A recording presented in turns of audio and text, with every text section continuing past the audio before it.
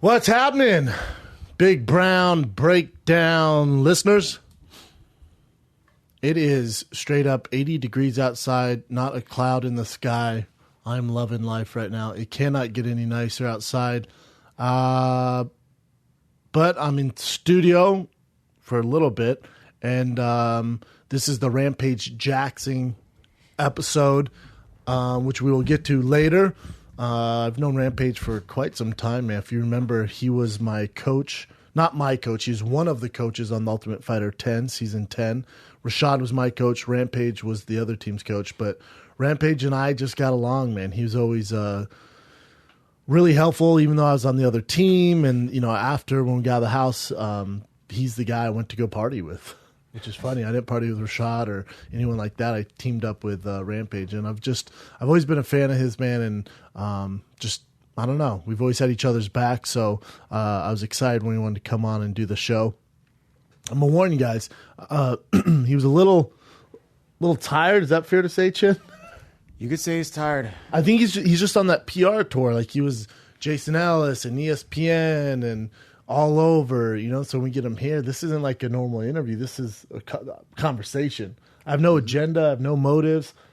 Literally, I just, you know, obviously Bellator sets it up so we got to address the fight, but I just want to have a conversation. I don't care if you want to talk about fighting at all. If you want to talk about dogs, if you want to talk about cars, if you want to talk about video games, I'm game, man. I have no agenda.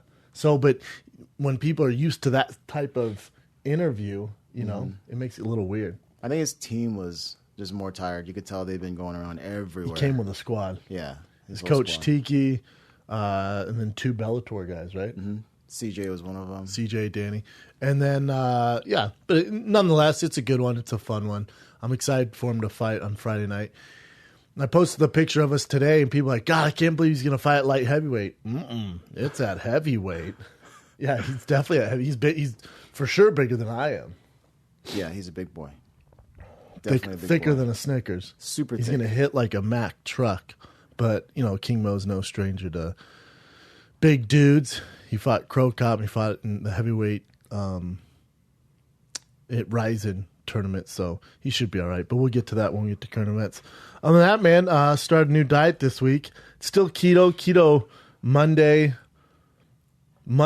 Wednesday, Fridays, and then the weekends keto. Tuesday, Thursday, I go vegetarian. Really? Yeah. How long have you been doing it so far? This is the first week. First week, did you feel different? Not yet. You know how it goes. It takes a little while to get going. Takes a little while. The only reason I did is I have 2 friends. One friend's just vegan all the time, Travis Barker. He just did an article on it, and we're texting back and forth. He is vegetarian all the time. He owns Crossroads, which is one of the top vegan restaurants in the nation, and it's right up there in Hollywood. And then he was saying how he has so much energy once he stopped eating animals, which, you know, I'm not going to stop eating animals, but I'm twice a week. But he has so much energy, he has to like try to go to sleep and shut down. And even if he doesn't get, you know, a ton of sleep, he still has energy.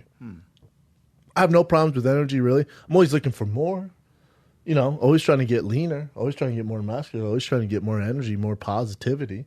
So I figured I might as well try it. I'm also the type of dude who, I don't think keto is the answer for everyone. I don't think paleo is the answer for everyone. I don't think what Mike Dolce does is for everyone, or take any nutritionist. I'm not calling Mike out. Take any one of those guys, dietitians. I don't think they have the answer for everyone. I think you should be open-minded, try different things. If it works for you, great. If not, take it out.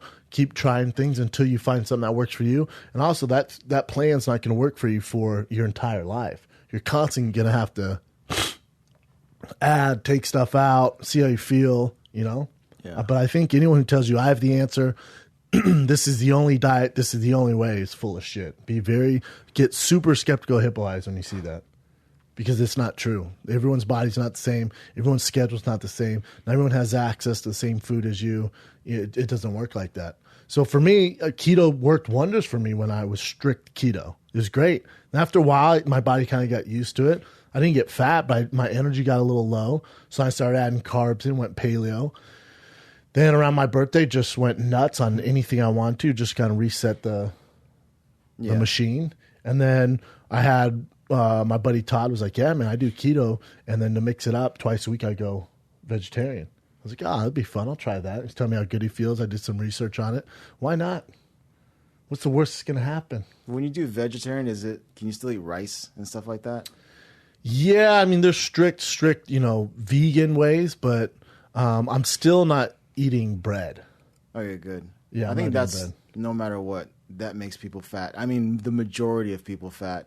Yeah, people go, oh, I'm going vegetarian or I'm going vegan. And then I see them just downing bread and hummus and rice. It's like, well, the carbs are carbs. It doesn't matter if you toss the protein in there, really. Mm-hmm. But I'm going to try it out. I'll keep you guys posted, see how you feel. If anyone wants to do it with me, keep me posted as well. So what I would do, and people who are strict keto, I'm like, well, you're going to take your body out of ketosis if you do a cheat meal once a week. It takes 6 or 9. Relax. So I would go, like I said, Monday, keto, Tuesday, vegetarian, Wednesday, keto, Thursday, vegetarian, Friday, keto, Saturday, keto. For the most part, I like to fast on Sundays to like 1 or 2, and then I'll have my first meal. Now I'm trying to think, to stick to a diet, I typically think this is the way to go, is I like to do a cheat meal on Sunday. Otherwise, if you get too strict, because if you're not on a diet right now and you dive into this, you're gonna crash, man. It's like if you weigh yourself every day, like what the hell, man? Why aren't I also disagree with weighing yourself all the time. I think weigh yourself once a month, then a month. Because if you're just basing, your diet and if it's working for you based off the scale every day, you're gonna crash, man. You don't see changes that fast. And it depends on your workout, your water intake. You might be working out a ton and you're losing weight, but you're gaining muscle. So that scale's not going to show that typically. So I usually think that's a bad idea. Again, no one has all the answers. If someone tells you this is the exact way to eat, this is the exact diet, run. Have you ever done those water dunk tests for body fat percentage? I've done it all. I've done the water. Have you done the water? I've done it, yeah. I did it when I told you I was on that crazy diet where I just wanted to get lean, didn't lift any weights or anything. And then I did it, and it was at like 9.6% body fat. That's amazing, especially in that water test. Yeah, but then I was just freaking lanky and nasty looking. My arms were so tiny. Really? I didn't like it. Because for those of you that don't know, Chin used to weigh how much? 285. Good for you, man. Thanks, dude. 285. I think it would be awesome if you were super fat. I just think it'd be funnier. But anyways, there's pictures out there, man. Yeah, I'm sure your health is the biggest thing here. So you were 285, and then how did you? Was it a gradual thing, or did you go crazy? No. So I did just like everything you're talking about. I did all the different diets, and when I was in high school, I think I told you the story. I had Slim Fast because we didn't know how to lose weight back then. No one did, yeah. So I'd have those Slim Fast cans, and I would put foil over it because I was too embarrassed for people to see it. That was the worst diet ever. But then it was just low carb. Yep. After everything I did, low carb is by far the one that worked the most. And then eating less. Just eating less. Yeah, that's it. That's the biggest beast. Yeah. The biggest beast to eating less, and again, I'm doing the same shit, man, is when you're used to eating whatever you want, and then you go on a diet where you want to eat less, you want to fast, stuff like that, or you want to stop eating a certain time of the night. They say 7, then you fast till the next morning, stuff like that. Your body has to get used to that. So your body's going to go, dude, I'm starving. Give me food. So what helps me with that is tea.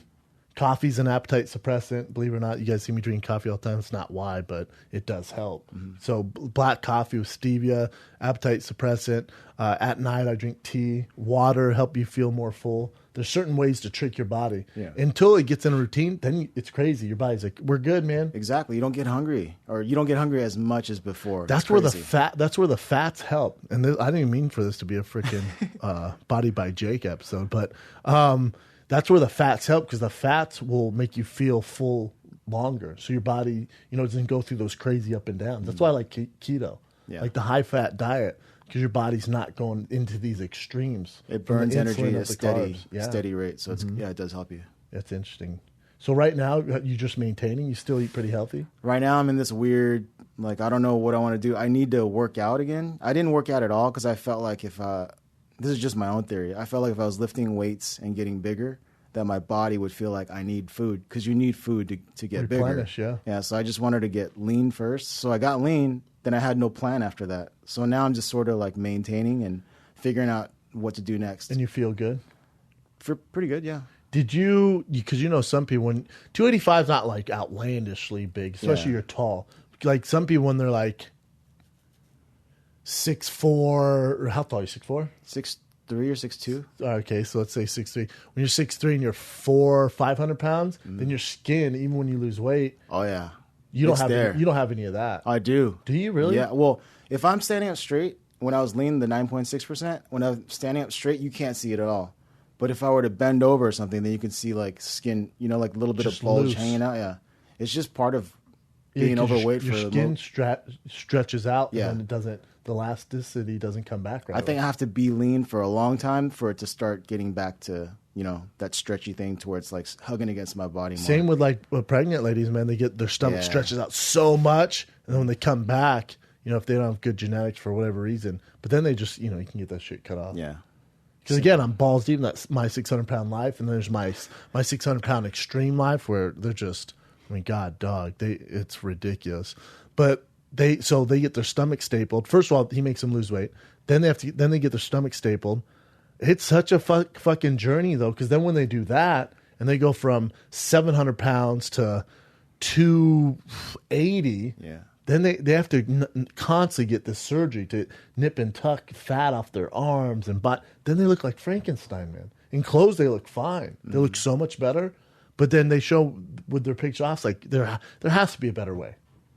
They literally look like they've been in a horrible car accident. Scars lines. everywhere, Yeah. Frankenstein style. I just feel like there has to be something better, but obviously not. Otherwise, not yet at least, but probably eventually someday. Yeah, it is weird, right? Mm-hmm. What else? Oh, for you guys doing the contest, the hashtag BB Showdown. I see all of them. You guys are killing it. Next week we'll announce the winners. Everlast sent me the lace-up gloves. So we have custom Big Brown Breakdown gloves, and then the Everlast Powerlock gloves. So we'll be selecting 4 winners, 4 of you guys, and we'll announce that next week on the Big Brown Breakdown. Other than that, man, just a bunch of live shows coming up. The Fire and Kid is on the road next week. We're in Philly, D.C., and then I'm doing residency at the Ice House, and the first one is May 3rd. In Pasadena, and then the second one is June, I think 3rd or 4th.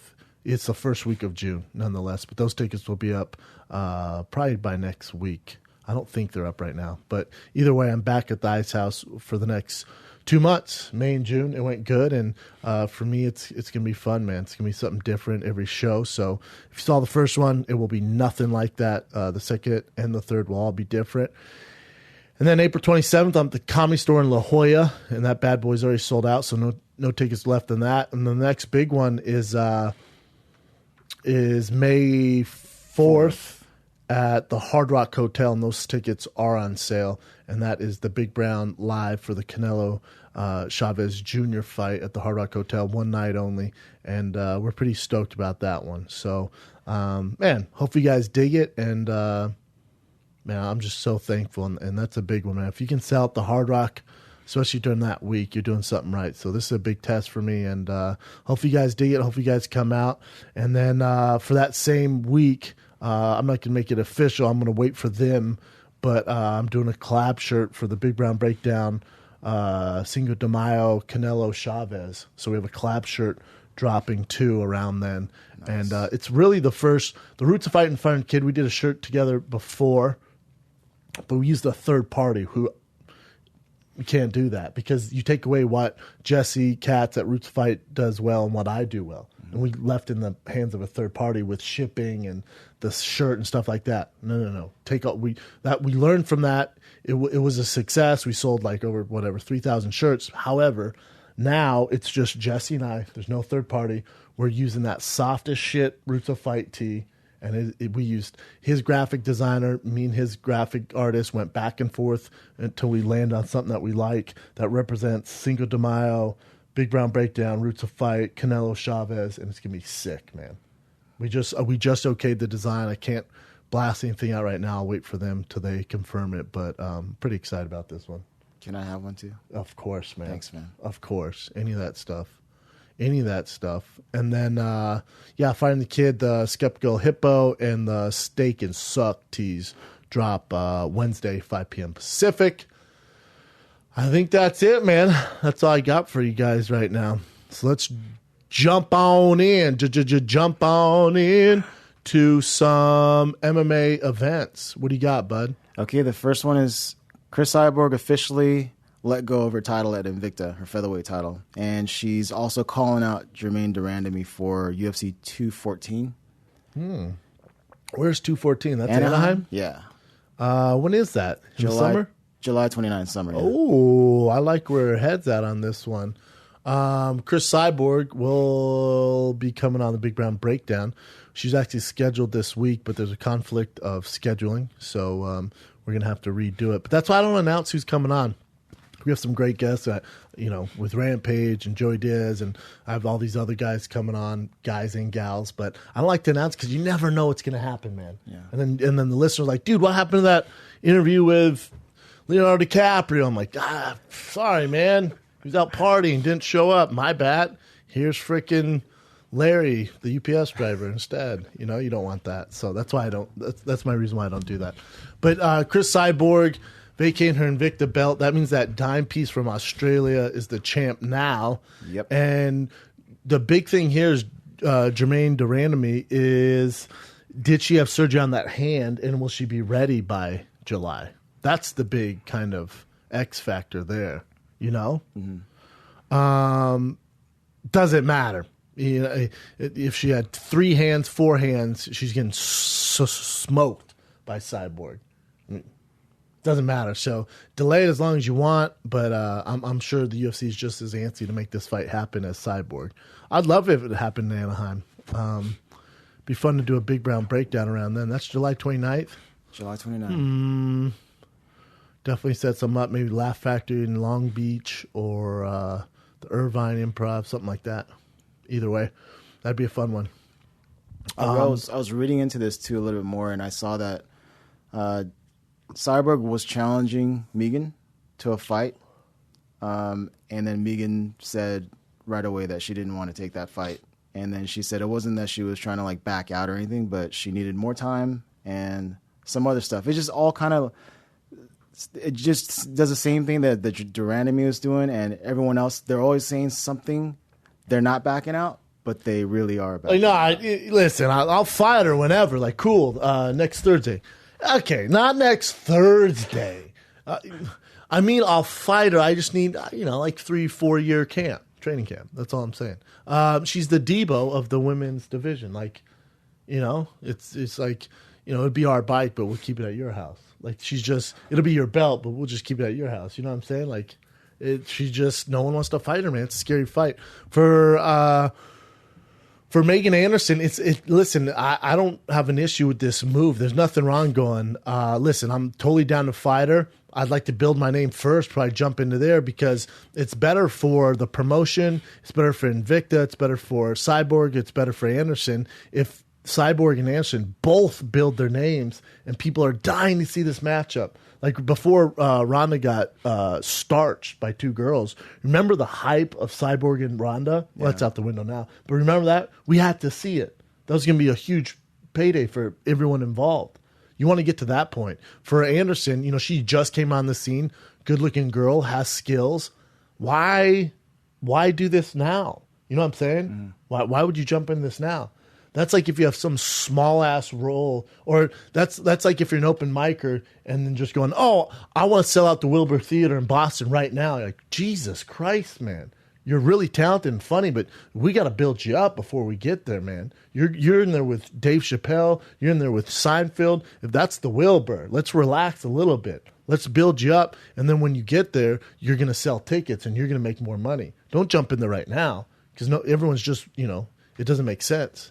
It's kind of a weird correlation, but you get the point. She actually said exactly what you said, too. Oh, she was saying that. She said the amount of money she would be getting now, and plus the build-up right now would be nothing compared to, if she had 2 more fights or something and built her way up there and then fought Cyborg. And that's how you have to think. In this day and age, you literally have to think like that because no one's going to take care of you, man. They're just not. And it's not a knock on the UFC. It's not a knock on, mixed martial arts in general. It's pro sports. Ask some of the NFL guys. They're lucky they have the NFL Players Association when they're done, but how many of them hear from the team? How many of them hear from the coaches? They're still, it's business, man. So you're a business. So for Anderson, it's like, whoa. Do I think I'm beat her? Probably. It's a tough fucking fight. I might get some damage. Why would I do it right now? And they're going to pay me what? 6 or 8-8, I think is the UFC minimum now. 8-8 or 10-10. So you're going to pay me $20,000 to fight this monster? Why don't I build my record up? I'm marketable, get some big sponsors as well outside the cage, not Reebok, but you know what I'm saying. Build everything up so people are dying to see this fight. Then I have some chips in my corner. I can make some demands. Maybe they fight in Australia. Maybe it's a huge fight in Brazil. But right now, it's not going to be. Right now, this can't even be a fight night fight. It's not a knock on Anderson or on Cyborg, but it's just not right now. It doesn't make sense. Fair enough. I like where her head's at, though. Yeah, I kind of thought it was sort of a way to back out without backing out. But she did mention the same things that you were talking about. So there's a business aspect to it, too. Listen, in this sport, you want to fight the most famous person possible for the most money. That's the easiest fight. That's the name of the game. That is literally the name of the game. There's a reason why Kelvin Gastelum's calling out Anderson Silva, Vitor, but it's brilliant. That's what you want to do, man. Because once you get that belt, that goes out the fucking window for a lot of guys. Obviously, there's some of these champs, going a different route, but that's what you want to do. And listen, you're going to get a fist fight one way or the other. I'd rather get paid crazy and everyone watch. It's the same reason why Bisping, with the Yoel fight, he's like, I'd much rather take a super fight with George St. Pierre. I'm getting a fist fight. I'm going to get paid way more if I just fight this guy. It's not that maybe it is an easier fight, but no one knows who Yoel is. I won't get as much money. It's a tougher fight, man. That's the name of the game. Cool, man. All right, so the next one is Nick Diaz. So this whole boxing MMA thing has been getting bigger and bigger now. Everyone calling out everyone from MMA. So another guy, Jean Pascal, called out Nick Diaz, and he called him stuff like coward, and that Nick Diaz is not a real fighter. Ew. Yeah, and have you seen Pascal fight? No. He's a freak. Yeah, he was the guy. You guys will remember him. Bernard Hopkins beat him. He had the 2 fights with Bernard Hopkins. Phenomenal fighter. Probably one of the best bodies of all time in boxing. Dude is bodied the fuck up. What's weird to me is, it's not weird. It's it's kind of the current. It's kind of the current trend these days, but more boxers are calling out UFC fighters than UFC fighters calling out boxers because boxers need the attention. Like, when's the last time you heard from Pascal? What are you going to do? And then he clearly doesn't know the sport when he says, you're not a real fighter. What? If anyone's a real fighter, it'd be freaking Nick Diaz and Redneck. All right, well, he's from Stockton. The redneck didn't make sense. No, yeah. it doesn't make any sense. Oh, he said redneck country. So since he's from Canada, he's calling the U.S. a redneck country. I think he's from Montreal. Yeah. And he says he's afraid to fight? Not really, man. But let's take all this out of the equation. Conor McGregor fighting or doing boxing, doing this crossover with Floyd Mayweather is a better fight than Nick or Nate Diaz going into boxing. People are like, what? Nick and Nate's boxing is so much better than Conor McGregor's. I agree. That is true. But what they do is straight boxing, which Pascal, Floyd Mayweather, Manny Pacquiao, name any of these professional boxers, that's what they know and they can freaking pick apart. What they don't know is what they can't see and what they're not used to. Does that make sense? Mm-hmm.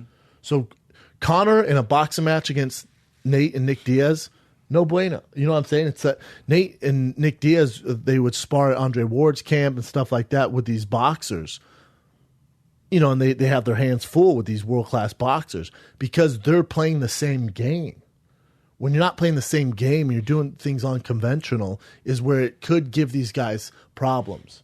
I'm not saying it will for sure, but that's your best bet. Yeah. Being the wild card is your best bet to beat one of these legends or one of these guys where that's all they do. It's like if you've ever trained with anyone, if you had to wrestle with anyone when they're really awkward, like a Michael Venom Page.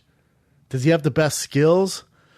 I don't know, but he's so goddamn awkward, guys. It's tough to figure out right now, you know? So same when Lyoto Machida hit the scene with MMA, people really didn't know what to do because it's so awkward. You know, and eventually they get it. But remember, eventually doesn't matter in Mayweather's situation, Conor's situation. There's no eventually. He has one shot to get it. I like our odds. But for Nate and Nick, they're traditional boxers, trained as traditional boxers. So that, you know, they're playing their game. I don't like that. That's like when everyone says George St. Pierre is a great MMA wrestler. Yes. So if he went head to head with a wrestler, it's different than if they're an MMA match and wrestling. Correct. Yeah. Different game. Different game, man. Got it. But yeah, Pascal, all right, I guess, man. I haven't heard from him in quite some time. I saw that he fought Sergey Kovalev like twice. Was it Sergey Kovalev? Yeah, he fought Kovalev. He lost both listen, times. he's a monster. Yes, he lost Kovalev. He lost to Bernard Hopkins. He was light heavyweight champ. So he says he's sick of UFC guys claiming they can hang with real boxers. Well, I mean, who? Just that? I guess Diaz said that, and then Conor. Most MMA guys are They like, say they wouldn't. no. Most Not in MMA boxing. guys who've trained with real boxers are like, no, Yeah. not at all. I don't know, but it's one way for them to get relevant. Name another way John Pascal would make TMZ Sports. Yeah, I never heard of him before. There you go. If you're into boxing, I'm very familiar with him. He is bodied up, phenomenal boxer, multi-time world champion, WBC, IBO. He's the light heavyweight champ. He's fought Bernard Hopkins, Kovalev. He's fought everybody. He's an amazing fighter. But it's like, all right, man. Again, how else is he going to make it? And then saying Nick Diaz and Nate Diaz isn't a real fighter, that's the one thing. That's like saying you're not black. Like if there's one thing I can't say is saying, like if there's one fucking pair of brothers that you cannot say aren't real fighters, it'd be the Diaz brothers. Synonymous with That's fighting, what they are. That's all they are. Yeah. That's what they represent. Go any other angle. Again, but boxing with shit talking besides Floyd Mayweather, they need so much help. They are not good at promoting the fights. What else you got, brother? All right, this is also on boxing. So apparently GGG only pulled in 170 pay-per-view buys, 170,000 pay-per-view buys, and that's the reason why Oscar De La Hoya is saying he's not sure, he's not confident about promoting a match with Canelo. Yeah, this just puts more freaking chips in the Canelo side of things because like it or love it, or hate it, whatever you want to do here, Gennady Golovkin, he would be the B side in this equation of superstars. Canelo's the biggest star in boxing. He's the biggest draw, has the biggest following. His pay-per-view with Chavez Jr.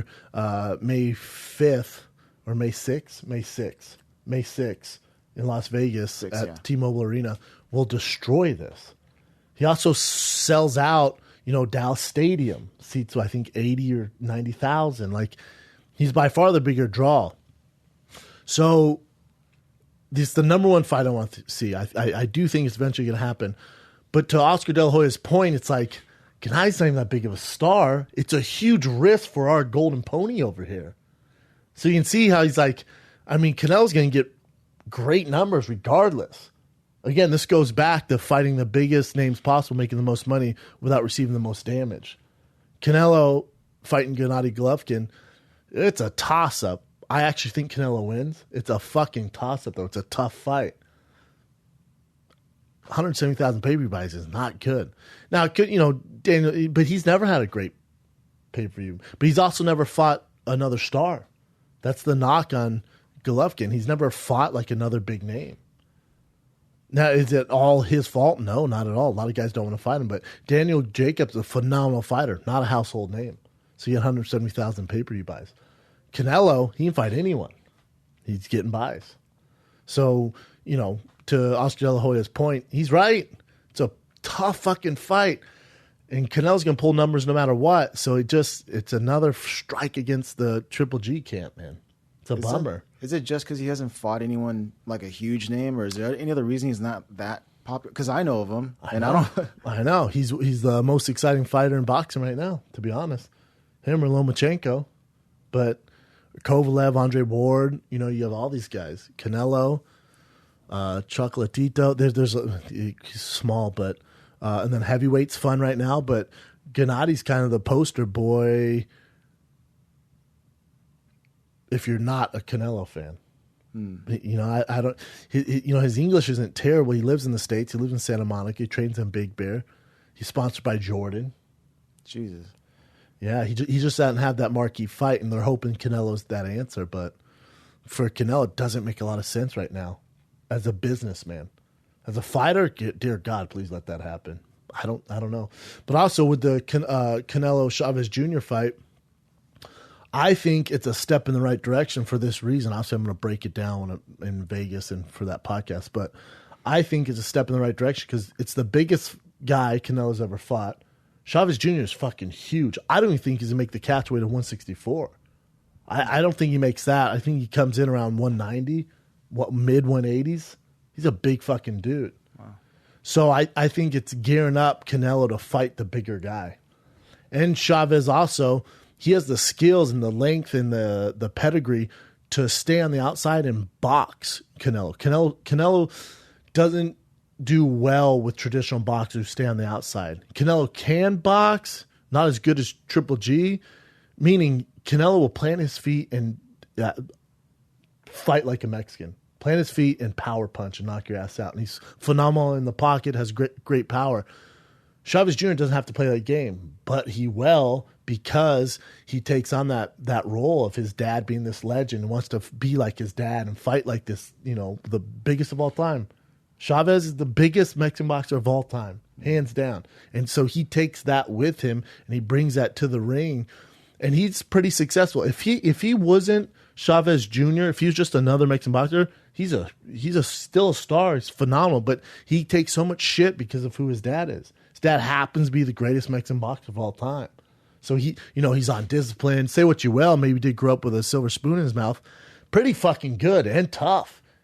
He decides to fight like that because of who his dad is, which is, you know, you gotta at least tip your hat to that. But the fight would be completely different if he decided to use his footwork and box on the outside and not fight like his dad and not fight like a traditional Mexican. He won't do that, though, and that's why he'll lose the fight. But I think for Canelo, it's a step in that direction of fighting the bigger guy. So it's prepping him for this possible fight. I think so.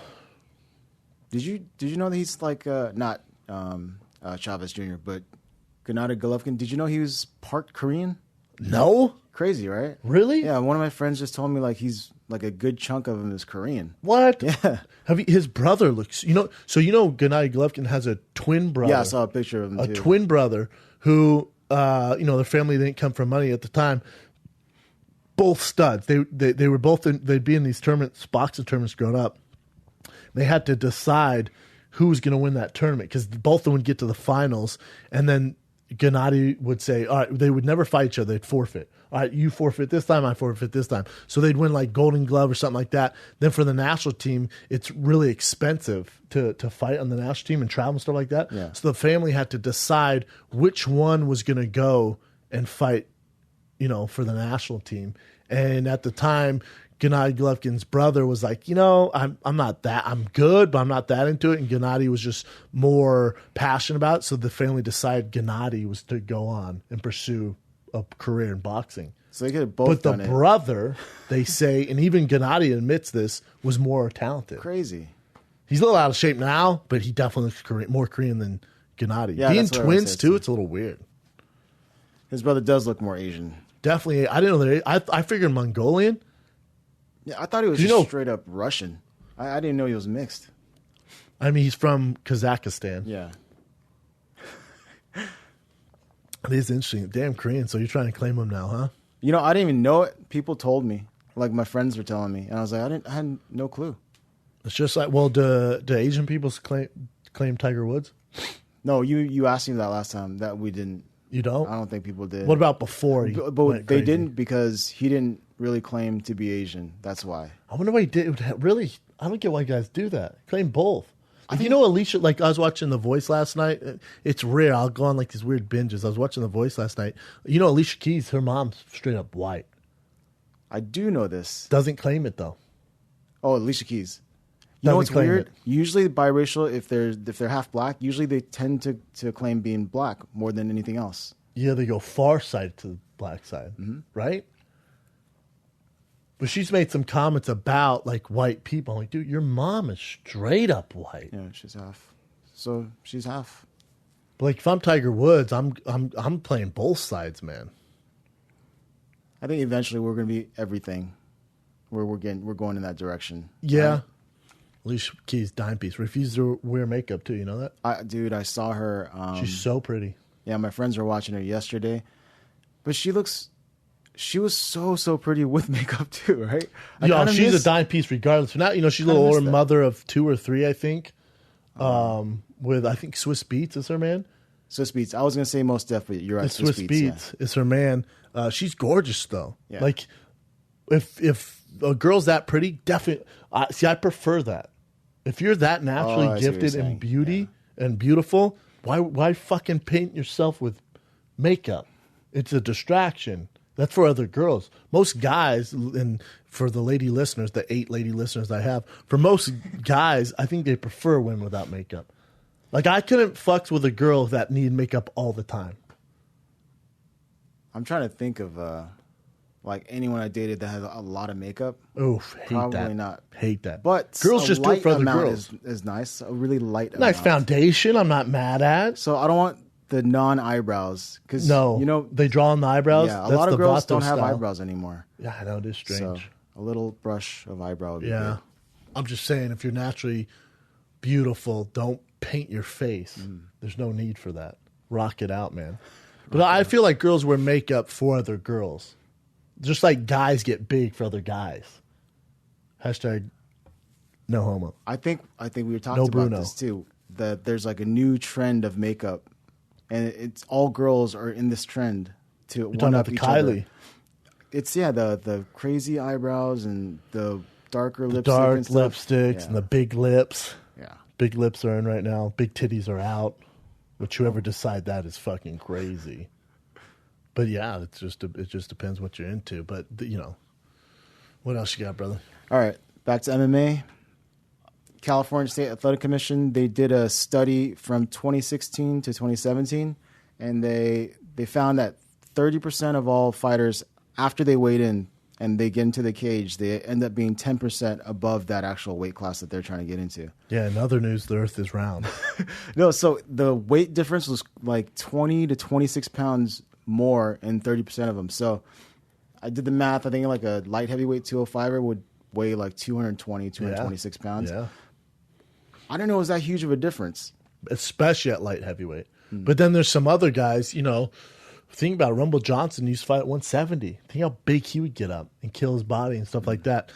We're in this weird phase right now where it's a wrestler's mentality, and a lot of UFC mixed martial arts influence comes from wrestling, right? Like so many good wrestlers and, cutting weight wrestlers, that's where it comes from. So we take their demeanor of cutting weight and you want to get as low as possible. It's just super. How old is fucking? It's the oldest sport in the world, wrestling. Yeah. So how old school are our ways in thinking of cutting weight, and that's the best way to fight and have a leg up on your opponent? Most would disagree. And we're in this time right now where we're trying to figure out what is best and what is the optimal levels to compete at. Well, it's not killing and depleting your body to make this certain weight class. It's probably fighting a weight class up, maybe cutting just a tad bit of weight, but walking around in shape most of the year.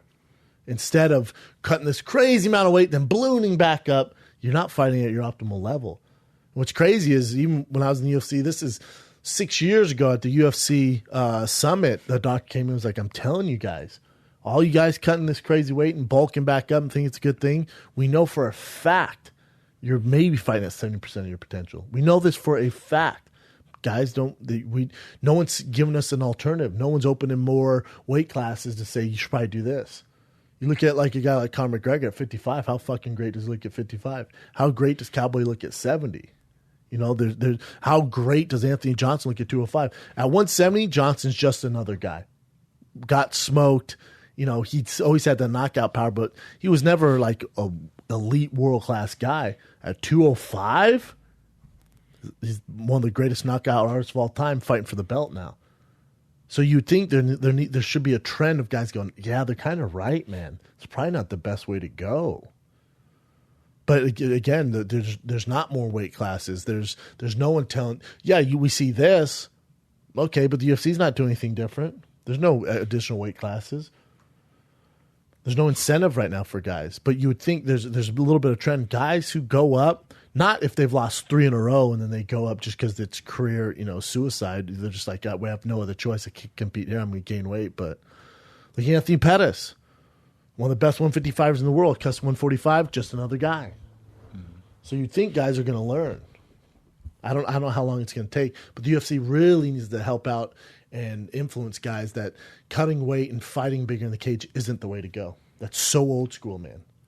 That's on the UFC because the guys are doing right now what they think is best, but they need some help. That's on the UFC. Good luck getting them to do a shining the light on that corner, though. They can barely keep up right now. This is even more shocking to me, the amount of weight in a day. Like, they gain in a day. Because I remember when I would go to Vegas for the weekend with my friends, I would weigh a certain amount on Friday. And then Vegas, you go to buffets, you eat a lot, you drink, you party, all that stuff. When I would be back, and I'm talking about binge eating like crazy. Going nuts on Sunday or Monday, I would weigh myself. I'd be like 10 or maybe 13 pounds above my weight. Yeah. And I'd be like, oh my God, I can't believe how much I gained over the weekend after going crazy on food. No, these guys are blown up because you're depleting your body. You know what I'm saying? Like your body is starving. The muscles, they need glucose, they need glycogen, they need everything. So when you fucking give it to them, it's soaking it up. So your body goes poof like a sponge. For girls too, especially that cut a ton of weight, once they're done, talk to Kat Zingano, talk to these girls who've been cutting a lot of weight, it fucks their thyroid up. And it's going to be tough, especially down the road, for how big and, they walk around heavier than they've ever been. It's always tough. It gets tougher and tougher to cut weight, man.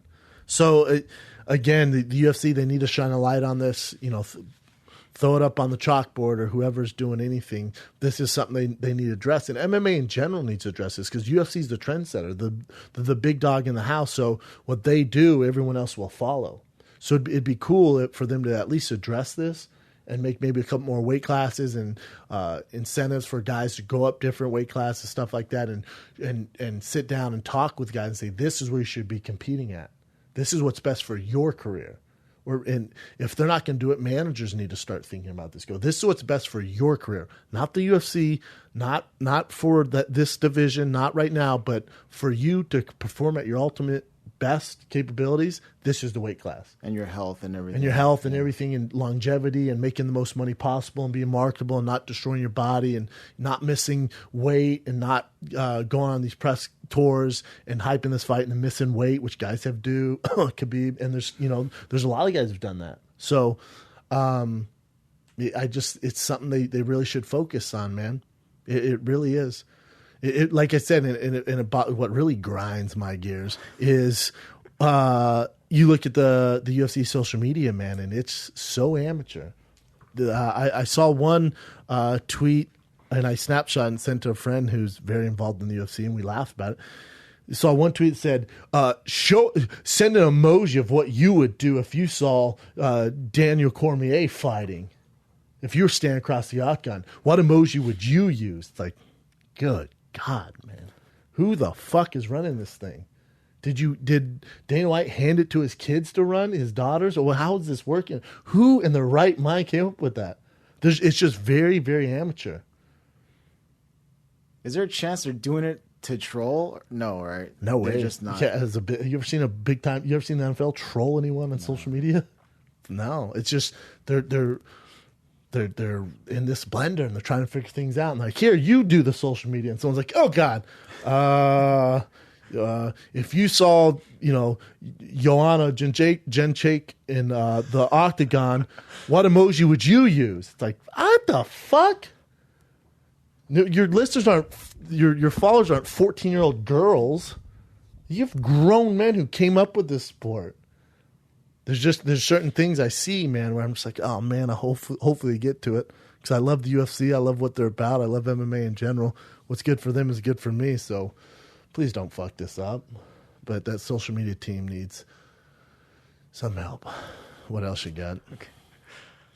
Okay. Speaking of weight, for a promotional, like it was a telephone conference call between King Mo and Rampage, and King Mo was saying like that you were fighting at heavyweight, and then literally, if you read the transcription here, Rampage is tripping out, going like, "It's not heavyweight, it's catchweight. It's 235. It's 235." And then King Mo's like, "No, this is a heavyweight. You can weigh up to 265." Or even he said that at Rampage. He said, "I can weigh 265," and he was literally confused. He had no idea. Like it was breaking news. His coach, apparently, his coach told him it was at a catchweight of 235. So Rampage was shooting at that 235 limit. Is it because his coach told that because he doesn't want Rampage to come in at 250, 260? That's the only thing I can think of. Like be more disciplined. Like, all right, yeah, it is a catchweight, but we can't have just not being disciplined here. Mm-hmm. It's kind of smart, but obviously it was eventually going to get out. I think Rampage said on the interview he's going to come at 240. Is that right? 240 or 260? I forgot what he said. I mean, I read 260, but he might have said 240 here. Yeah, I thought it was 240. I don't think he's 260. I hope not. That's not good. That'd be crazy. That'd be huge. Yeah. 240, I like Rampage at. For King Mo, this is, last fight went back and forth. They gave the nod to Rampage, but you could see it going the other way. So, it's a very interesting fight, and this different dynamic of fighting at heavyweight and Rampage being bigger. The question is, what's his cardio like now that he's bigger? We really didn't get into it in the interview. He didn't really want to touch on his weight and stuff like that, but it's definitely something to question. That the bigger you are, your cardio kind of goes out the window, man. Because even if it's muscle, fat, it's going to take a lot more oxygen to fuel your body and the cells. So. It's going to be a huge X factor in this fight. It'd be. I haven't seen the odds. I don't think there are odds. No, I couldn't find any odds. I thought what was interesting about this too is I talked about Rampage, how he had a little bit of low energy or whatever. It was he's going on the circuit. There's nothing wrong with that. But he said something in an interview on ESPN how he regrets ever fighting. I saw that too, man. It's kind of a bummer. Yeah. How he regrets fighting. He went on to say here how. Listen, you guys are going to listen to it, but how, he's kind of sick of the fans here, how they're so intrusive and they're like all over him and he can't go out and eat and stuff like that. And in Japan, they're way more respectful and stuff like that. Space and everything. Yeah, I don't know, man. That bummed me out. I didn't like hearing that. He said he lost touch with his family, too, because of the fighting. Yep. His sister, who was older, and he had to move to L.A. And I don't know, it just kind of bummed me out. It's a different perspective. Maybe it's just because he's older. I'm sure if you asked a 22-year-old Rampage and you showed him everything he was going to achieve, he'd be singing a different tune. Mm-hmm. Like 22-year-old Rampage was like, what? That sounds ridiculous. That's amazing. I'm going to be this good at fighting, make this much money, live in Orange County and super successful and, Hall of Famer, UFC, Pride, Bellator Hall of Famer. Hell yeah, man, sign me up. But as you get older, you realize that those things at the time and you're going through it and you're running this race of being a professional athlete, that doesn't make you happy, man. That's your career. But what makes you happy is family, friends, having a good community around you and building something with someone else, whether it's, your wife and your family and stuff like that. Because at the end of the day, when you don't have those experiences with your family and stuff like that, fuck yeah, you're going to regret it, man. He seems like he has a great group of people around him, though. So he should be. I mean, from the outside looking in, he looks like he has the best life ever. He's like great people around him. They're all super nice and cool. I mean, he's had his issues with managers and stuff like that, but there you go. So I don't know what his home life is like, but he's one of the good guys, man. How can you not root for this guy? I had so much fun just talking to him. Great guy, right? Really cool, yeah. What else you got, brother? All right, the next one is Michael Bisping is giving George St. Pierre, or he says he's giving George St. Pierre an ultimatum. So since there's no actual date for the fight, Bisping wanted July 8th, and then he heard rumors that George St. Pierre wanted something like in September or October. Mm-hmm. So he says if GSP doesn't sign to do it soon, like July 8th, then he'll even give Yoel Romero a title shot first. And you guys know me, I love Bisping, man. I love me some Michael Bisping, but I think that's a mistake. I think the biggest payday you can get right now at middleweight, and I don't know how many Bisping has left. It's definitely not another 5 years. I think that's fair to say. But July, September, listen, man, wait, because that's your big payday. You know, I saw Bisping say he's never made he's never made 7 figures in the UFC. You fight GSP and being the champ, you make 7 figures. You decide to be impatient and you're in this rush because of your movie schedule or whatever's going on. You want to fight Yoel Romero, who's a way tougher matchup, and he's not a draw. That is career suicide. Because after you lose that belt, all this goes away. All that fairy dust goes away. And for you to get back to that belt, chances are not likely. Just be patient, Michael. Don't rush this, man. Please, man. Wait for that GSP fight. That's your fucking payday you've always been looking for. Don't rush, and make sure you get on this July 7th card or whatever they want to do. The UFC wants to rush you, or your agents or managers, whatever's going on. Forget all that noise. Cancel all that out. Save it for GSP. That's the fight. There's no other fight for you. GSP's agreed to it. You guys both agreed to it. Middleweight title. Cool. June, July, August, September. July, August, September. You can't wait till September? Don't do it, man, because then they're going to put you on the July card against Yoel Romero. You're going to be co-main event at best. At very best, and the card's going to be stacked and get lost in the shuffle. That's career suicide. It's a bad idea. And I guarantee he's going to be an underdog against Yoel. For good reason. That's a tough fight for him. I still think Bisping can win it, but that's a tough fucking fight. Matchup-wise, it's very tricky for Bisping. Just wait and get your payday and fight GSP. Be patient, man. Because there's not a lot of left. There's not a ton of superstar fights left for him. You know, the Jacares, the Rockhold, the Yoel Romero, that division gets tricky, man. After, for those guys waiting in the shadows. GSP's the answer here. Let's be cool, man. Be cool, bro. Be cool. I wonder why he's even saying it. It seems like it's sort of, I don't know, head game-ish. Because I can't imagine him really, truly wanting to fight Yoel over GSP. Yeah. No, that's a good point. Maybe he's just doing to put pressure on GSP. Like, come on, man. But GSP's gonna do what GSP wants to do. Hey, Mike, you're gonna fight him. You're gonna fight him in September. That's what's happening, brother. All right. What else? One more. Cool. Next one is TJ Dillashaw is training with Vasyl Lomachenko. Now, for you guys that aren't familiar with Lomachenko, he's my pound-for-pound #1 boxer in the world. And you ready for this? It's going to be more surprising. His record's only 7-1 professionally. But it's his amateur career and what he's doing to these pros. Like, his first pro fight, he wanted to be for a world title. They're like, let's for sure chill out on that, man. So Lomachenko, if you haven't seen him, he's a dime piece. His English is not great, but I think it's so cool that TJ and him are sparring. Again, TJ is so unconventional. It's good for these boxing guys to see. They're not going to fight anyone else like this. And you can watch this and break it down and say, this doesn't help TJ get ready for Cody.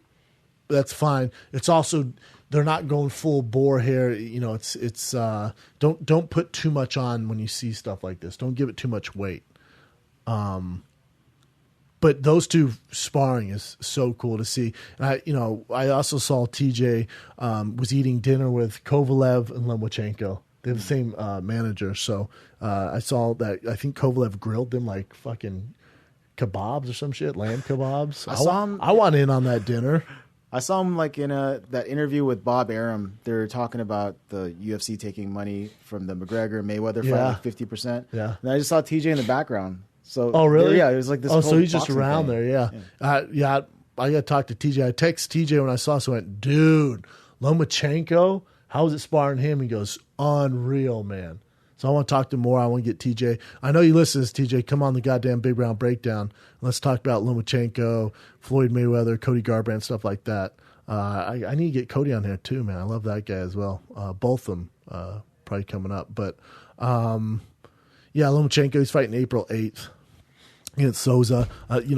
Souza, he's the WAA champion. It's a good fight. I don't see anyone giving Lomachenko any problems. I mean, so people think Souza's going to. If he smokes Souza like he did this last guy, he just quit. Last guy was 30-0. Jamaican cat was like, I can't hit him. I can't touch him. I fucking quit.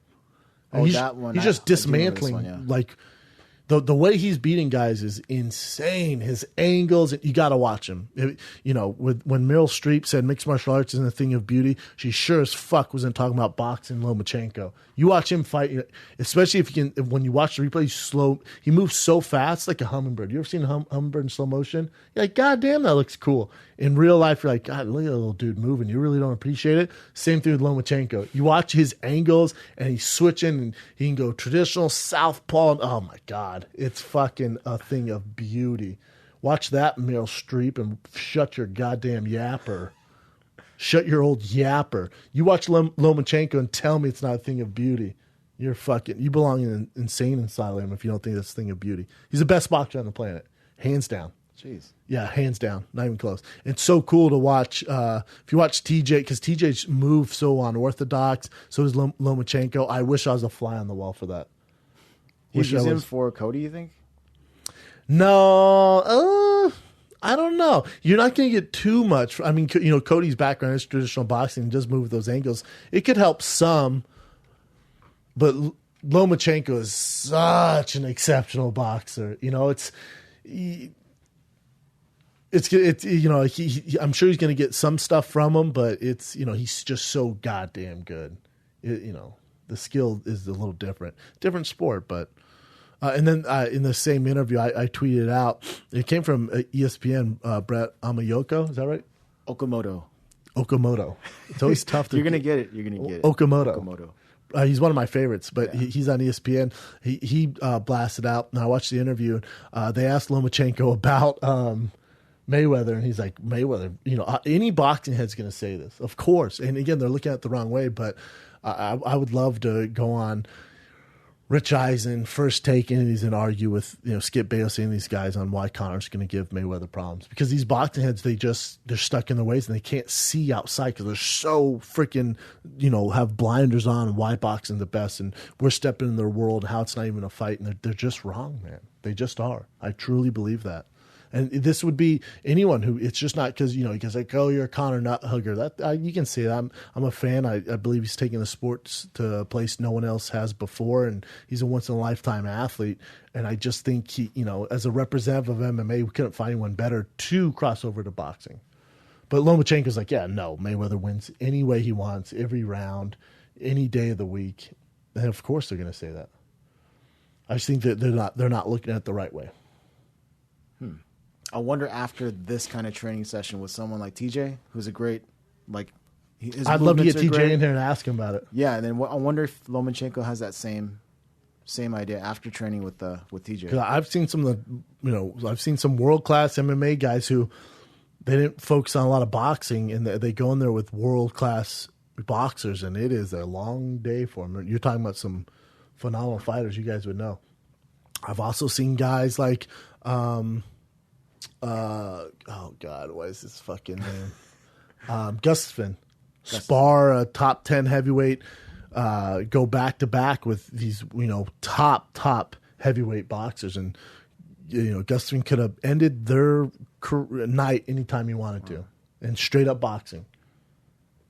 We have our animals in MMA too, who if they decide to do it, they could definitely be some of the best in the world. They just choose to fight in MMA.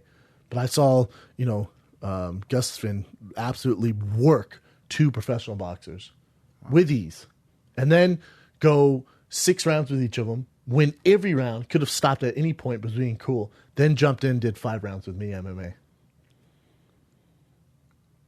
Jeez. He's a monster. Well, it's only him.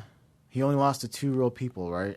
In MMA, in the yeah. End, so he's a top dog anyways. Oh, fuck, yeah, he's top guy. You're talking about a round, he'd have beat John Jones or DC. Like, he's had such close fights, heartbreaking fights. One of the very best in the world. Yeah, I saw him do work against professional boxers. Crazy. Yep. Is that it, brother? That's it, man. All righty. Oh, we got the breakdown, though. We do got the breakdown. Let's go over it real quick. So this Friday, live on Spike, I thought it was pay-per-view. It's definitely not. You got Quentin Rampage Jackson, the vet, the superstar vet, at heavyweight against Muhammad Lawal, also known as King Mo. And then the only other one to me that I really love on this card is Chase Gormley, who, if you remember, Chase Gormley was my first UFC fight at the Broomfield First Bank Center in Broomfield, Colorado. And he's facing a guy that, if you're new to MMA, you might not know him, Sergey Kiritanov, who was an absolute murderer back in the day. Guy. A scary, scary, scary man. Maybe you remember from the Strikeforce days when he murked Andrei Arlovsky. He lost to Josh Barnett, but he was a pride guy, just an absolute murderer, stone cold killer. For sure was a hitman in his previous life or some shit like that. But him and Chase Gormley is a fun one for me. Other than that, though, the big ones, obviously, Rampage Jackson versus King Mo. And when you look at this fight, you look at their first contest, it was a close decision, man. It was a decision for Rampage Jackson. Rampage coming off, he had that split decision to Ishii. And then before that, he fought in the UFC against Maldonado. So Rampage his last three, he's won his last 5 fights. He's 5-0 out of his last 5. That's all I really care about. And then his last 3's gone decision. So there's no reason why to think otherwise, except that this is his second fight at heavyweight. He fought Ishii at heavyweight, and